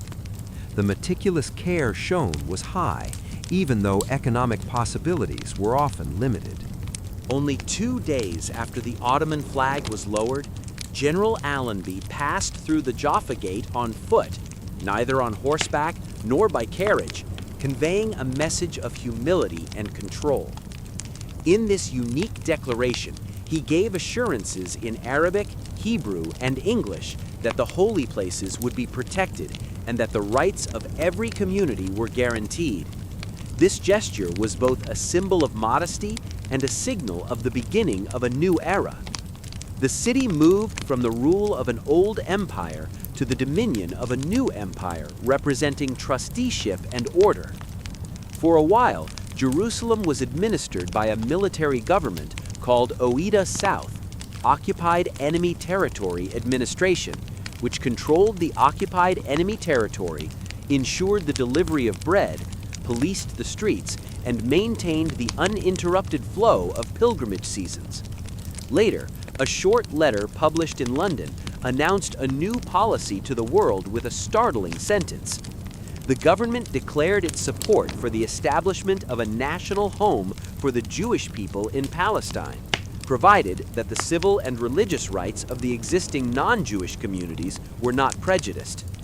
These lines contained both a promise and a deep contradiction at the same time, and Jerusalem was the first place to feel this weight. The period of civil administration began in 1920. The first High Commissioner of this period was the British statesman of Jewish origin, Sir Herbert Samuel, who believed that the responsibilities of the mandate could be held in balance. Samuel restructured the administration, confirming the authority of the religious courts in their own jurisdictions and recognizing Muslim and Christian institutions as public bodies. He also appointed the young cleric Haj Amin al-Husseini as the Grand Mufti of Jerusalem and approved the establishment of the Supreme Muslim Council, which would soon manage the Waqf endowments and the Haram al-Sharif.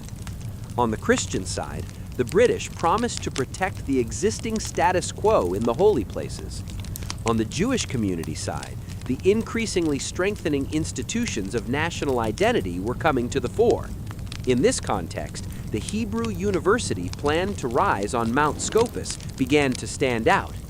The new rulers treated Jerusalem as both a sacred center and a city needing modernization. With the contributions of Governor Ronald Storrs and architect and artisan Charles Robert Ashby, the administration established the Pro-Jerusalem Society, aiming to preserve the city's fabric and guide new constructions. A regulation prepared in this context made it mandatory to cover building facades with local stone to preserve the city's aesthetic harmony. The reorganized municipal council focused on basic infrastructure issues such as sidewalk arrangements, the sewage system, medians, and marketplaces. Even such modest-looking works significantly changed city life. Street lamps illuminated the roads, and new sewage pipes prevented the spread of diseases. Police officers wore khaki uniforms and high boots, learning Arabic and Hebrew to prevent conflicts. In the midst of all these changes, Jerusalem also witnessed a new birth. On a sunny day in April 1925, a crowd gathered on Mount Scopus celebrated the opening of the Hebrew University. Chaim Weissman gave an impressive speech on science and spirit. Lord Balfour sat and listened to the music played by the orchestras during the ceremony, while the academics, all wearing borrowed robes, walked along the mountainside. The new campus overlooked the desert, the Jordan River, and the neighborhoods and clinics offering modern medical services, which Hadassah combined nursing with research. This modern hospital, which would provide medical services in Hebrew, English, and Arabic, was established to replace the clinics long run with charitable support. The university library collected manuscripts and newspapers, and chemistry and microbiology laboratories were opened. Academics focused on children's education, bringing income to the city through books and worship. Muslim leaders invested in innovations. The Supreme Muslim Council organized mosques in Western Australia, adding classrooms to the Haram. Nur ad-Din's minbar remained a symbol of continuity, and the tiled surface of the dome was protected. The council also focused on civil initiatives. The Palace Hotel, built on Mamluk Street with stone and arches serving Arabic coffee, was constructed. Christian institutions flourished. New schools, hospitals, and hospices were opened for Greek, Orthodox, Armenian, Latin, and Protestant communities. Jerusalem gained importance as a medical center and a multilingual school. The population grew, and neighborhoods spread outside the walls. New Jewish neighborhoods like Rahavia and Talpiot were designed. The streets were lined with trees, and white stone houses were adorned with red tile roofs. In the south, Arab families built luxurious villas in Talbiya, Kataman, and Baqa. Industry shifted towards the Wadi al-Joz and the northern corridor, with garages and workshops established next to stone quarries. The German colony maintained its simple structure with regular streets and gardens. The Russian compound had a distinct appearance with its religious buildings. The map of Jerusalem transformed into a structure diversified by European and Levantine influences. However, politics was always tangible. In 1920, a riot broke out in the Old City during the Nabi Musa festival. Shops were looted and people were killed. British soldiers restored order, but the events left deep wounds. As violence spread again in Jaffa in 1921, the British wrote reports and tried to change their policies. Jewish immigration was shaped by economic capacity and the Yishuv's willingness to accommodate the arrivals. The increasing anti-Semitism and wave of persecution in Europe added a moral dimension to this situation. In August 1929, the dispute over prayer rights at the Western Wall turned into conflict and riots spread to Hebron, causing serious damage. The British used force in Jerusalem to close streets and stop lynch mobs, and investigated the causes and consequences with a coastal commission. The commission blamed political agitations. The government tried to regulate land and immigration policy, but then retreated with the MacDonald Letter. The city saw that official documents did not fully resolve the problems. The 1930s brought the radio and rebellion together. In 1936, the Palestine Broadcasting Service began broadcasting in Arabic, Hebrew, and English with programs of music, news, and stories. In the same year, a general strike began as a protest against land sales and immigration. The British took harsh measures, sending reinforcements, building concrete towers at intersections, imposing curfews, and demolishing and widening some streets. The Peel Commission recommended the partition of the land and a population exchange, but it was not implemented. The violence continued until 1939, and the Arab leadership was weakened by arrests and exiles. In the same year, the British issued a new white paper limiting Jewish immigration, but the war starting in Europe invalidated these plans. Cultural development continued during this period. The Bezalel School of Arts combined European education with regional motifs, and the Palestine Archaeological Museum opened in 1938 in a modern style. The museum, financed by the Rockefeller Foundation and managed by the government, housed mosaics, inscriptions, and sculptures excavated from archaeological digs across the country. The museum's galleries gave Jerusalem an identity in line with its historical texture, and were also seen as a symbol of academic cooperation among communities. The Palestine Post, founded in 1932, reported in detail on local politics and world events from its offices on Jaffa Road. In the same periods, Arabic newspapers were also published with the same vitality in their own printing houses. The city's cafes functioned as editorial centers where both poets and politicians shared their views.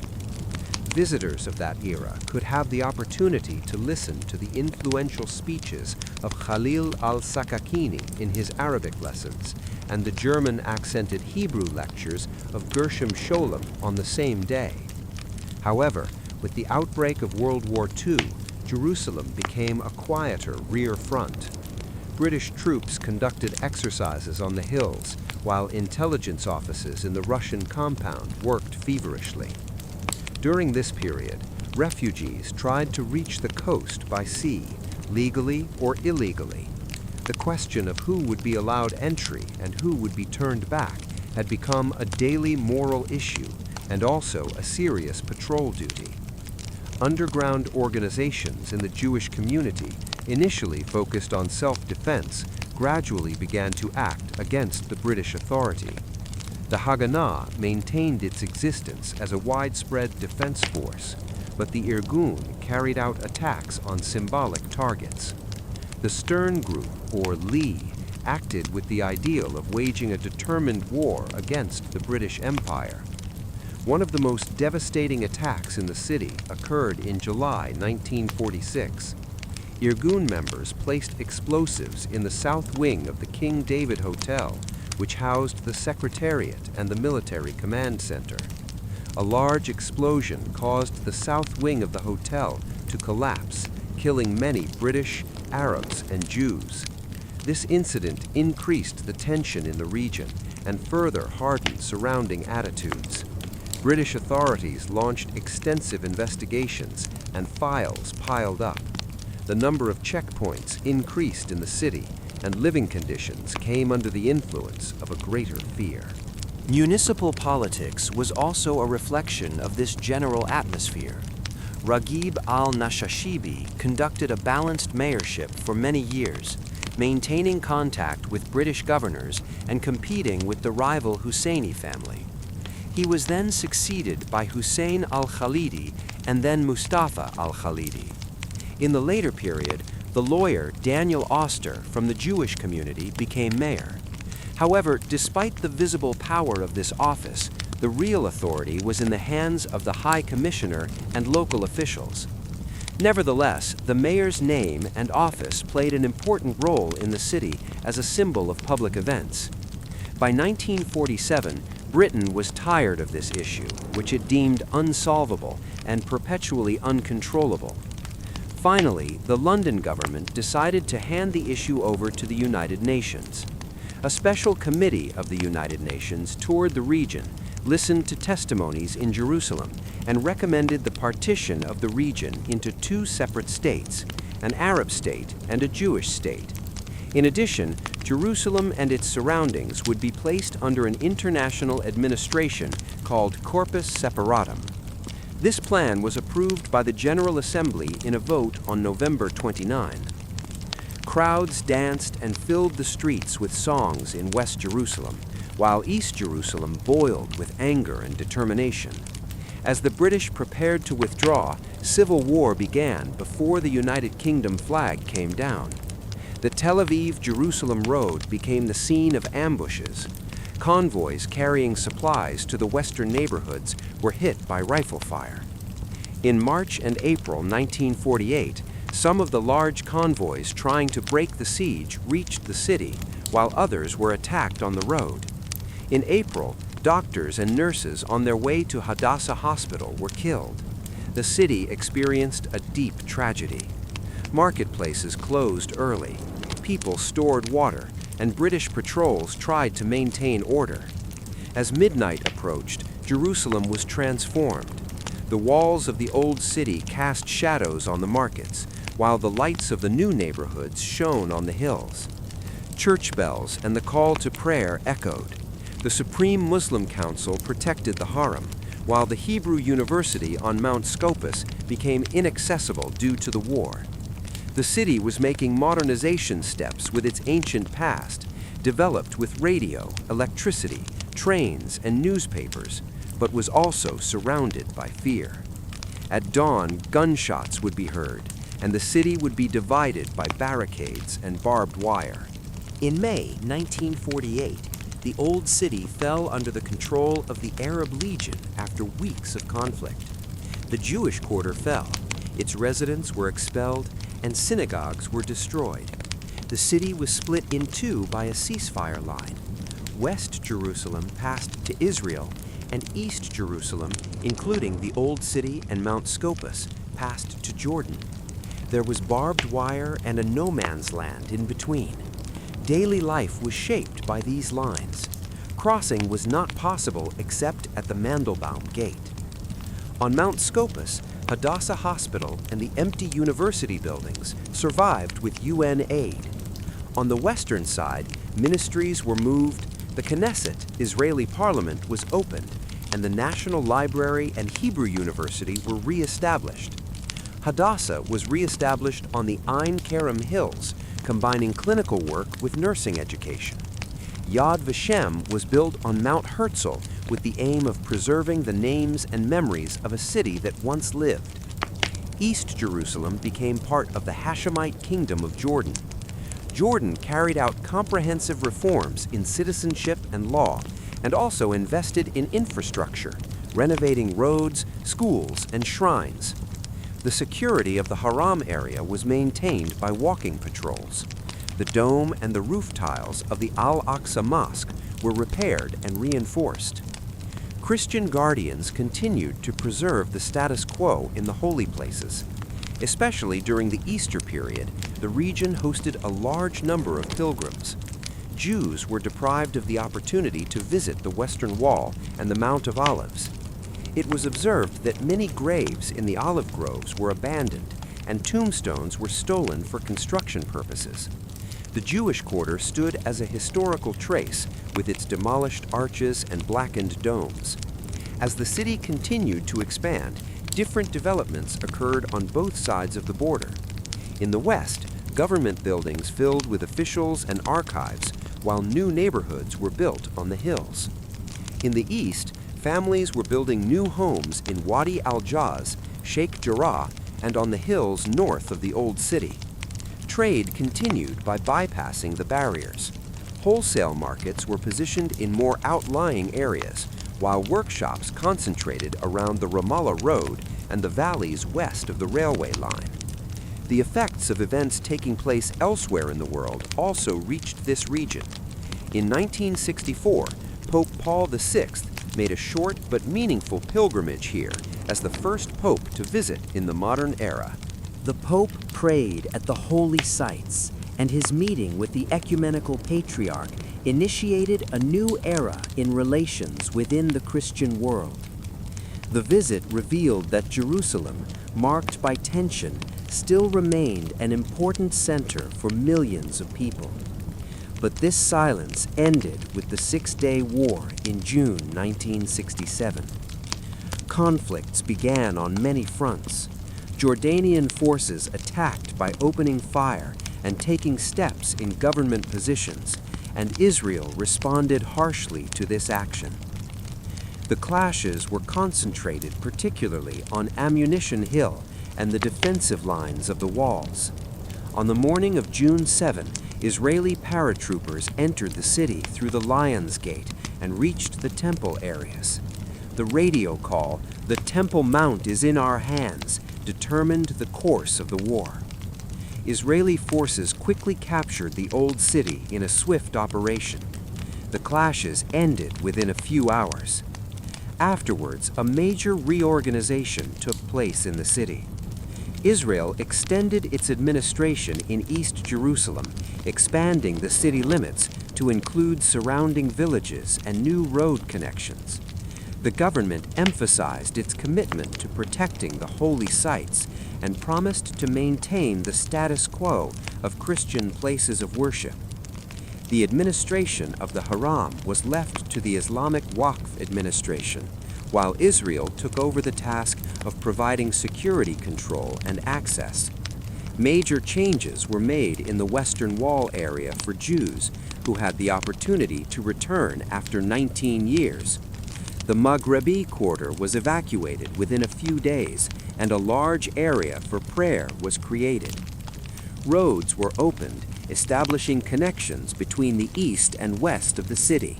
The historic Mandelbaum Gate was removed. Municipal teams acted quickly, paving the dead-end streets from the ceasefire and restoring traffic.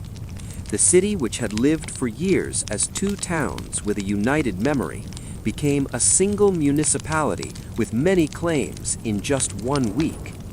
The questions that emerged afterwards largely shaped subsequent developments. Who belongs to which area? Which borders will be considered valid? How will the holy site be protected and shared? These questions are not abstract concepts for Jerusalem. Here, the roads, the stones, and the days on the calendar constitute reality.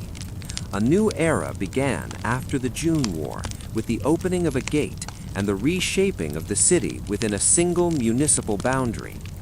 The streets filled with tanks were left to cartographers and road construction teams. The roads cut by barbed wire were connected, and the old city once again became the center of daily life.